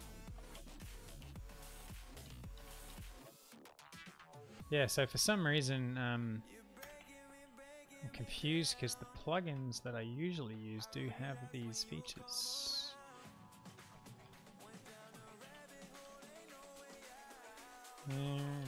Sorry for the mundane bit. It won't be long until it's over, I can assure you. So I want to substitute all of the spaces at the end. There we go, that's what I wanted. Hello, Embril21. Greetings to you, I hope all is well. Let's get rid of uint and put uint instead. Why did that not work? I need to put an S in the front, that's right. There we go. I'll do the same with raw and raw. TV. Ah, you jack. Oops. And let's do it again with string and string. And I think we've only got a couple of... Did I break something there? I did, didn't I? Raw, and then we've got a boolean. Could have done that with one regex, but for now, that will have to do. Okay, so this should get us over the line. Let's build that and have a quick squiz again. Adjust the way the ID numbers are done to match. Yeah, so this should match, yeah? Bitwise or with standard API. Yes, I need to do this, don't I?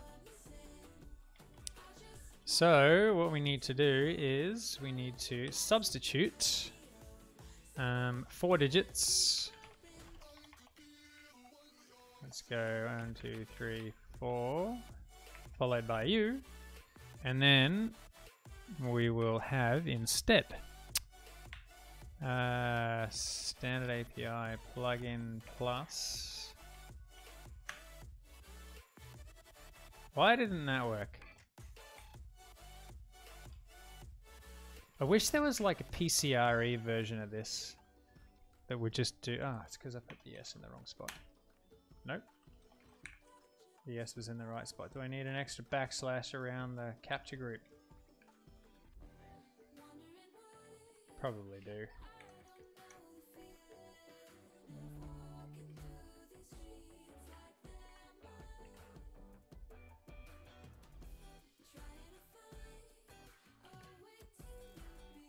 Oof, so close. I just need to add... Yeah, it was that closing... There we go. That was it, right? Yeah, there we go. Yeah, I said it and then I didn't do the same thing. Okay, that's what we wanted, right? So that means if we clear all our breakpoints, set one here, build.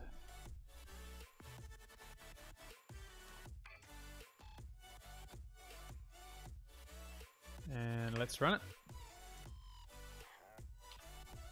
Let's go back over here. Set up the port forward. Let's see if we can actually see something useful here now. Request. Here we go. Peer host, peer port, local host, standard API local port, which we don't really care about in this context because we know it's a client request. So that's pretty handy, right? So what the case is here is the first thing that we're going to need to be able to do, particularly if it's synchronous, which we'll get to in just a minute, is to have a TCP client that we can use in both synchronous and asynchronous scenarios. Okay, so let's go var. The things that we care about as a client right now is so,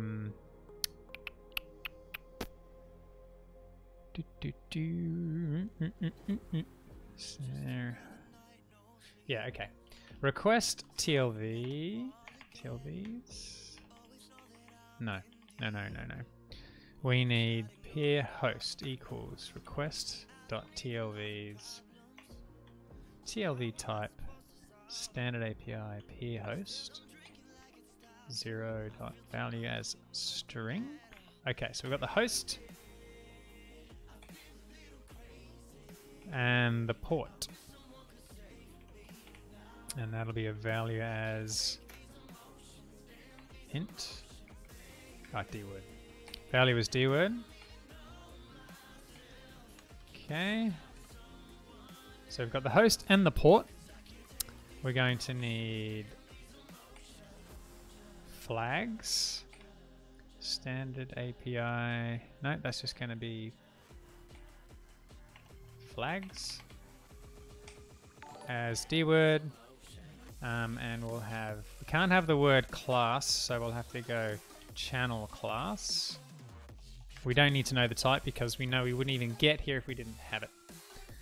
Do we care about connection retries? Probably not. Just had another one. Another follow from Thea Every. Thank you very much for the follow. Okay, so is everyone clear on what we're doing here? So at this point, we're going to do something like this. Client equals new TC. Actually, no, that's not how we did it. Hey, TCP client dot. We've already written the code for this. Inside our test console program, reverse TCP stage test. This is what we do. So we need one of those using socket, and then we need to be able to connect. But what we're probably going to do is, instead of connecting in this way, we might start looking into begin connect. Begins an asynchronous request for a remote host connection. The thing is, like, what we're actually interested in here is we actually do want to be able to connect successfully, right? Yeah, async. Well, remember, we're not... Oh, we absolutely have to go async for sure. Yeah, we have to handle async comms. The real challenge, though, is going to be, you know, what do we do when it comes to handling all the different ways that a channel can be signaled, even if it's got nothing to do with the port that we're waiting on. So yeah, we do want to go down that path. Yeah, but I think for connecting we don't, right? Peer port, right?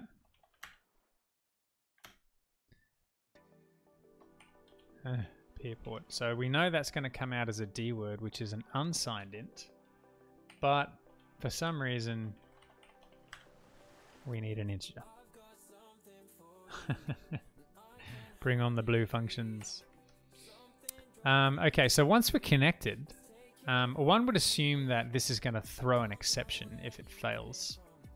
Argument out of range, argument null, socket exception, object disposed exception, connects the client to the specified port on the specified host. So here's the thing.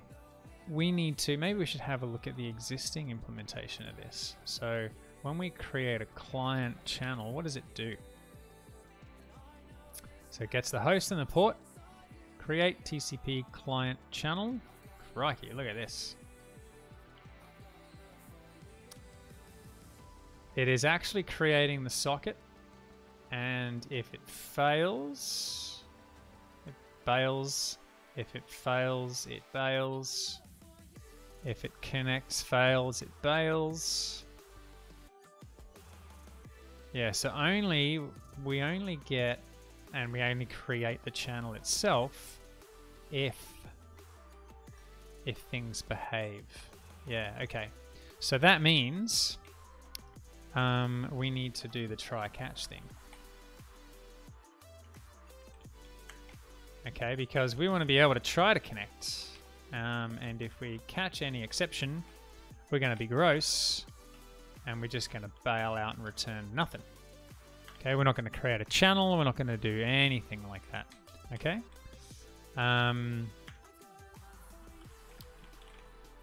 Now, here's the thing. We are going to need to wrap up our TCP client channel. Now, just a sec actually.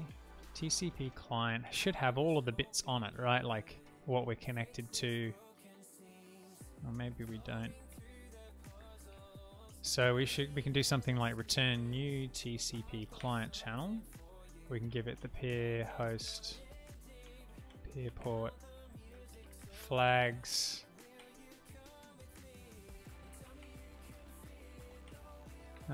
channel class, and the TCP client socket that we've just connected on.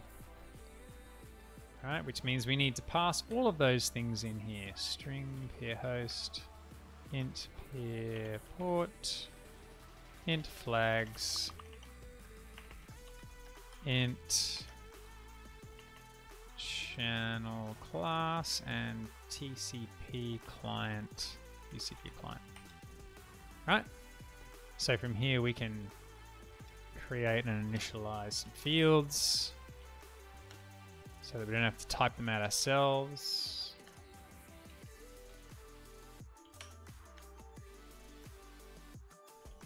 Gotta love these little features of the studio.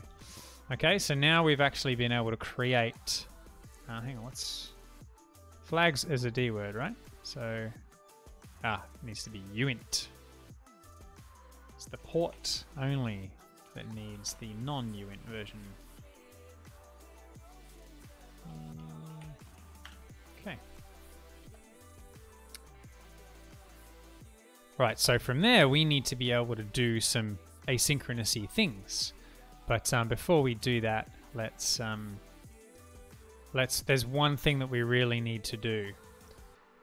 And so that is when we create a channel, it needs to have an identifier, right?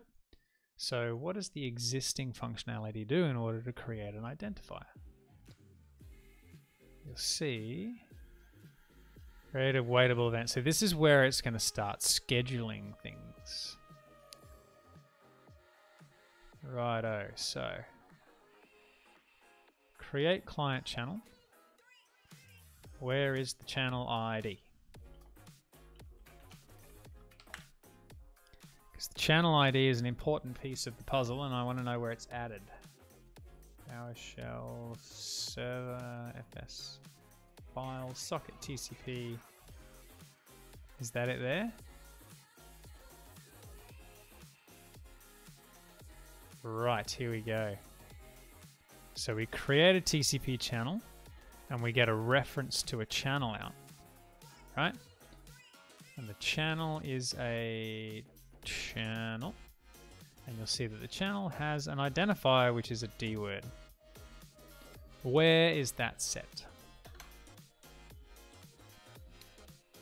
Command ID. We are looking for that identifier to be set somewhere in the TCP socket. This is probably not a particularly useful search given the amount of crap that's coming out of Mimikatz. Remote dispatch channel. Channel.h core. We want to look in the standard API code, don't we really? Nearly there. Nearly there.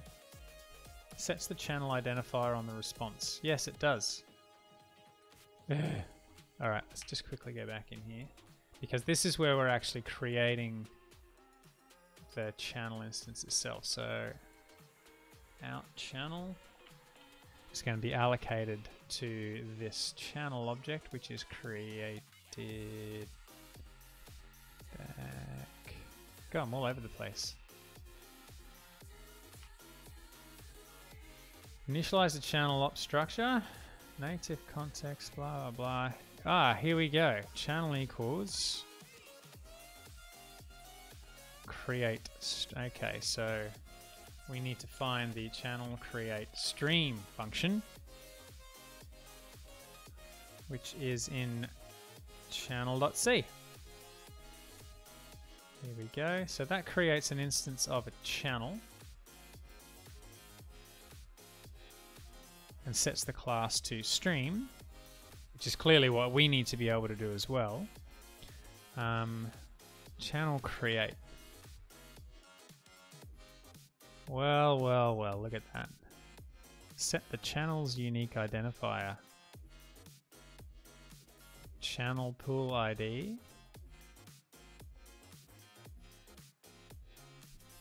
So if we don't have an identifier, then just borrow one from effectively a global list of channel IDs. So that's a bit gross. I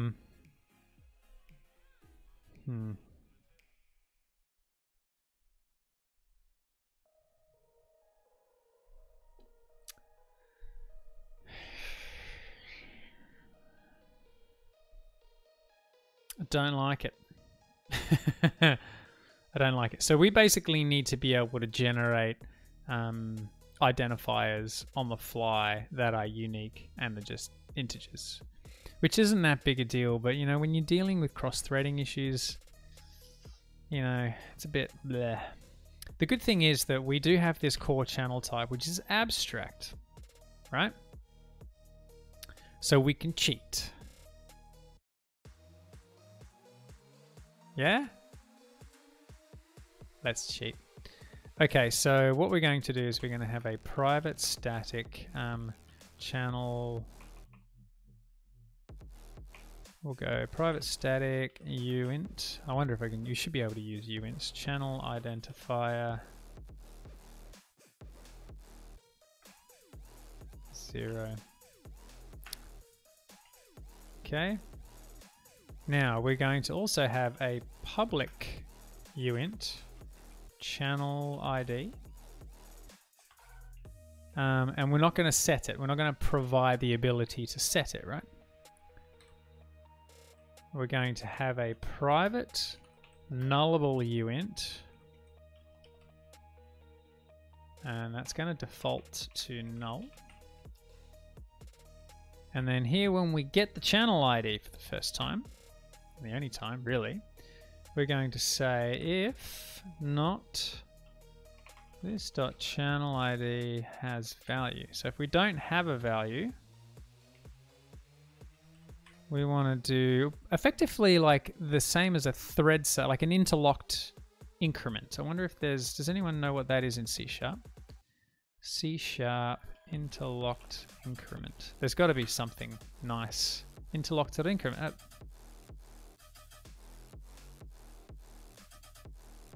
There it is. Int 64. Thing is, it's got to be a uint. So we're going to have to use plain old ints. Okay, so it can't be a uint. It's got to be a plain old integer. So what does interlock increment do? It should increments a specified variable and stores the result in an atomic operation. The return is the incremented value.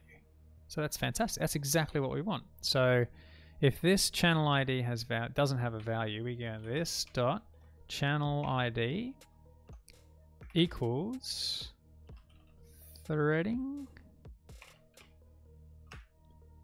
dot interlocked dot increment channel identifier.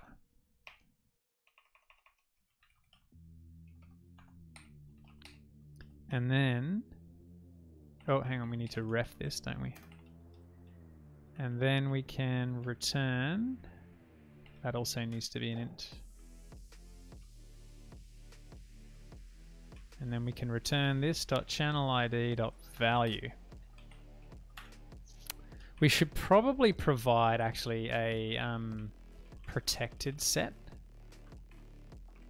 This dot channel ID equals value. Any questions? Do you need to change the uint on the private static as well? Yes. Yes, I do. Sorry about that. So this gives us the means to have this, global channel doohickey, and we can use that as an interlocked increment across the different channel ID, which is basically what we need, right? And because that should work across all channels rather than just a channel of a specific type, that gives us the ability to centralize this. So that means that after this, when we've created this channel, we should be able to view at this point an identifier for that, and it should just be 1 because we start at 0. So it will, threading interlock.increment will return the identifier after it's been incremented. So we will start at channel number 1. Okay. So on doing that, we should be able to create this, which sets it all up, and we return a reference to that. So once we've created the thing, the channel manager should get a new channel. Then what we need to do is, at this point, we go response.add TLV type channel ID new channel dot channel ID.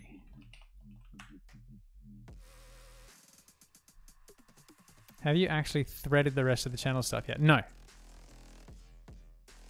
No, we haven't done that at all. But the point here is that the first thing that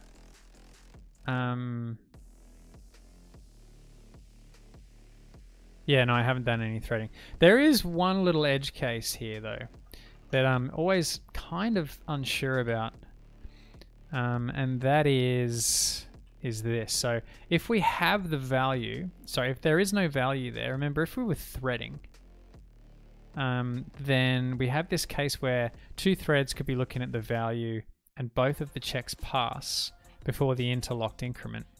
But I want to do the interlocked increment and return the value to the channel ID, but two things could do this at the same time, right? So I effectively want to be able to lock at this point. So if we don't have the value, I want to lock this. So we want to lock this .channel ID. We can just use that as a lock reference.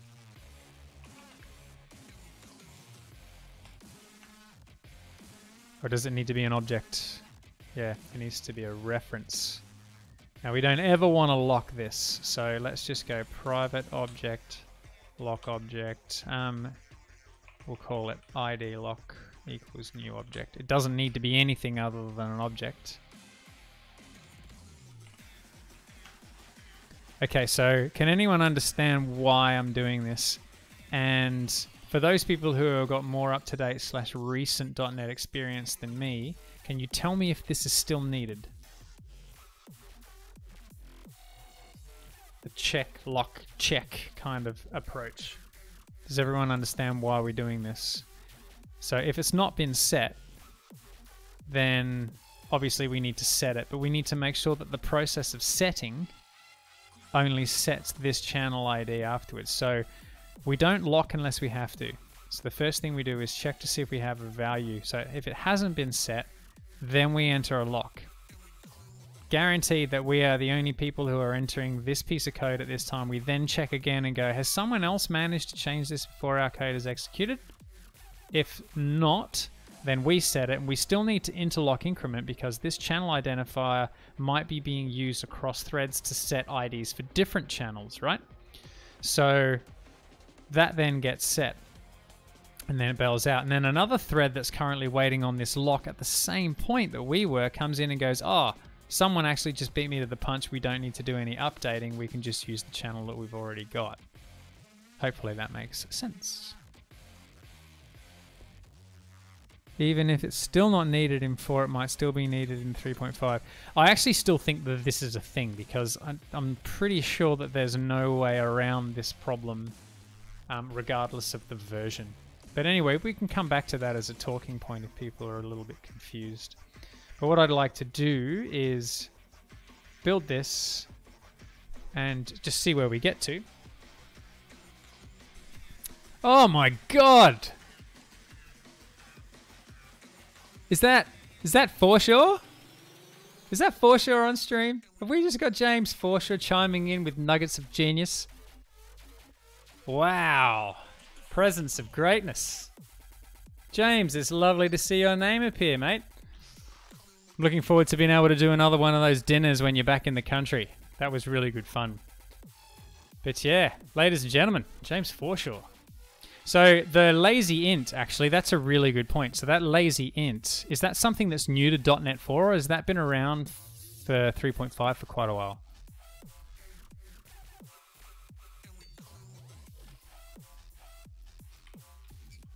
It's been around for a while, hasn't it? Lazy? No. Yeah, it's 4.0. We can't use it. Bummer. Yeah, that's right. The man himself. That is Tyranido. That is James Forshaw, the man from P0. That's everyone knows the name of. It is him. Hey, Mugu. Thanks for coming on stream, mate. Yeah, it is 4.0. I thought that might have been the case. So, James, are you aware of a more safe, and to be honest, I don't think we need to be this safe in this scenario. I don't think this is really ever going to happen. But is there a way to avoid this kind of nonsense in 3.5 and earlier? I'm not sure that there is. Yeah, we're actually targeting both. If I was just going for .NET 4, I would definitely use lazy, but yeah, unfortunately this has to run on CLR 2 as well. We actually have both. See, we've got 3.5, so running on 2, and .NET 4. Not really, it needs to run on... Yeah, that's what I thought. Thank you, though. I really appreciate you chiming in and offering your insights. It's wonderful to have you on stream, mate. Is this the first time I've seen you live on stream? Pretty sure it is. At least it's the first time you've spoken. Are you in lockdown where you're currently parked, James? You stuck like the rest of us plebs?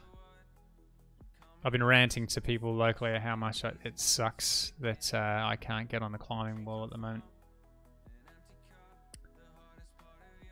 Yeah, back in... Oh, you're in the UK, right? Yeah, fair enough. I didn't realise you were back in the UK. It's good and bad, I guess. Are you... Is your wife with you? Or is she still stuck in the US? Yeah, fair. Yeah, that's fair, mate. UK's probably safer. Yeah, I would say so. Alright, let's build this and give it a quick squiz and see if it behaves as we are intending. I'm just going to set this here.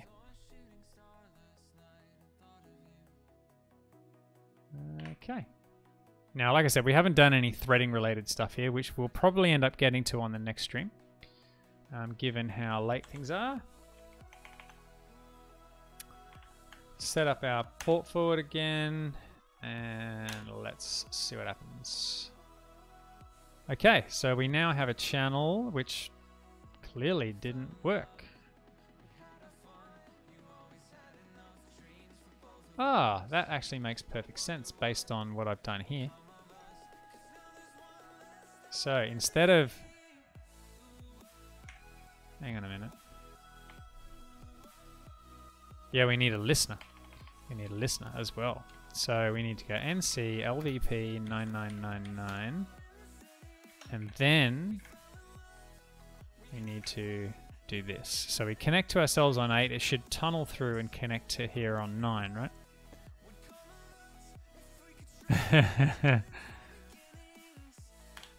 Alright, let's see what happens.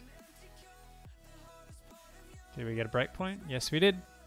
And our channel is still null. Why is it null? I should probably add a check for that, shouldn't I?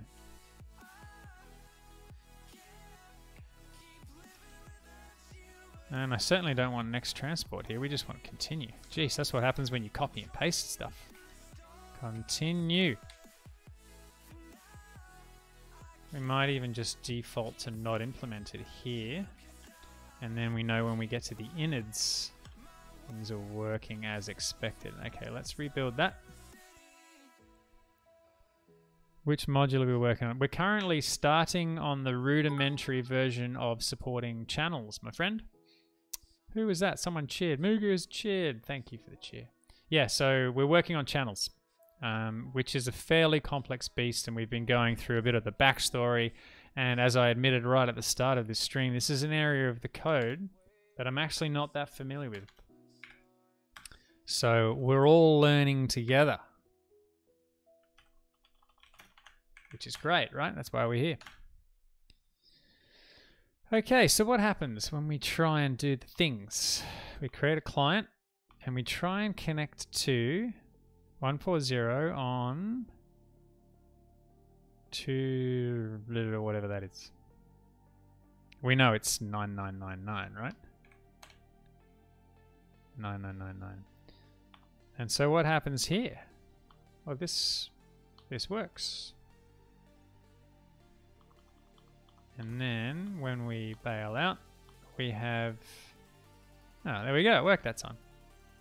So our new channel should have an ID of 1. And look at that. The connection came through. So there you go. It has begun. We haven't done anything with the channel as a result, but I'm pretty sure that there is a way of listing channels in here. Channel. channel L.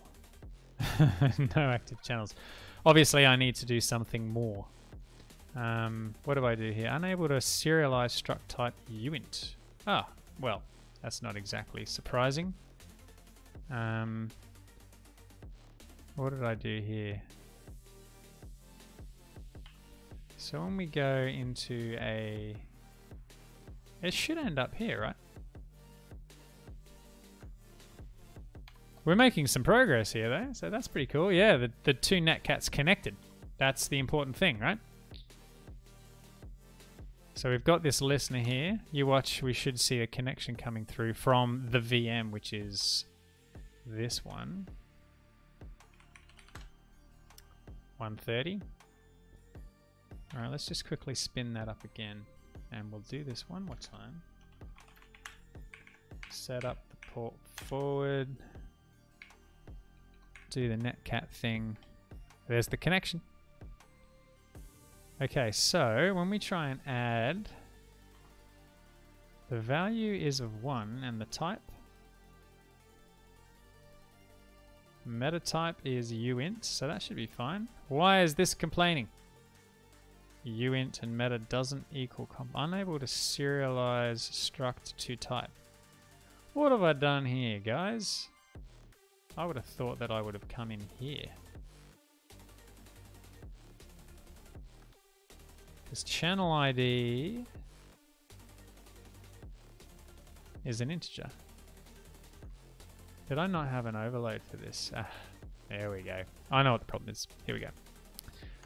We do need to actually declare on the channel that the type is an unsigned integer. And here we'll just cast it. And then it will go through the relevant things. This is the problem though, I mean, the whole uint versus int thing. It's not something that, I should probably just add an overload in here. Where is it? Packet. Add an overload here that handles int32s and basically just does exactly the same thing while casting to a, like this.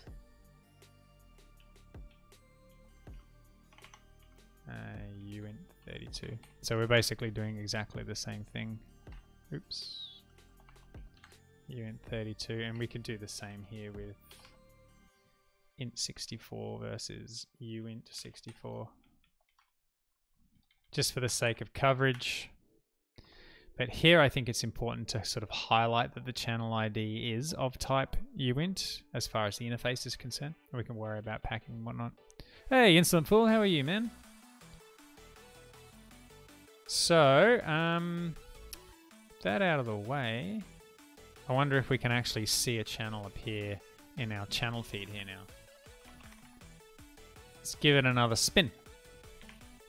At which point we'll probably switch off and come back to it again next time. Open up netcat. Oh, no, that's not what I wanted. There we go. And... Alright, so that worked that time. Continue. Okay, so these are technically connected together, but not logically. Oh, man. Dash L. Look at that. So technically, Metasploit now thinks that we have a standard API net client that is connecting these two things together. At the moment, we don't have any ability to shuffle packets back and forth yet, but at least we're starting to sort of glue the relative mechanisms together. So I think what we should do at this point is cancel the stream at that point, and what we'll do on the next one is we'll implement the packet shuffling. We'll make sure that we've got async communications working there, and then we'll start wiring in the abstraction that allows the manager to say, hey, you know, while you're doing your things on your threads, I need to be able to interfere with you along the way. Embril21, thank you for the follow. Didn't the type need to be int for the threading stuff? No, like behind the scenes, the interlocked increment still deals with an integer, but the result is casted to an unsigned integer. I had to make it an int because the interlocked increment only supports signed integers, not unsigned integers. Which isn't surprising because Interlocked increment is a .NET threading function which apparently should support all of the different languages on the .NET platform, and VB.NET, for example, doesn't have unsigned integers, or at least it didn't last time I looked. Wonder if that's changed. So that's what we're going to do. We'll actually implement the shuffling back and forth. Right now, we're going to ignore whether or not the channel is of type stream or datagram or whatever, and we'll get to that once we've actually got the straight TCP client channel working back and forth. So there you go. That's where we're at. I learned a bunch of stuff. I hope you folks did too. If you have any questions, please feel free to hit me up on Discord or on Twitter or anything like that. I'll do what I can to answer. Discord's probably the best place to go. We still have a pretty thriving community of legends in there speaking nicely to each other. So yeah. Any questions, or should we sign off? Joytipism 1970, thank you for the follow. Thanks, Melty. Yeah, channels are interesting. I think once we actually get to the end of this, we'll have a really sort of solid understanding of not just channels in Meter, but how to abstract that notion over the top of a bunch of .NET objects. The memes channel. We do channels in Discord, that's for sure. All right, thanks everyone, all the regulars, all the new faces. Thanks for Tyranido for coming in and chiming in and showing his lovely face. Love you all, very much appreciate your time and your continued support, and I look forward to seeing you on the next stream, and hopefully we'll really start to see some packet shuffling going across our channels. So anyway, in the meantime, as always, be good to each other.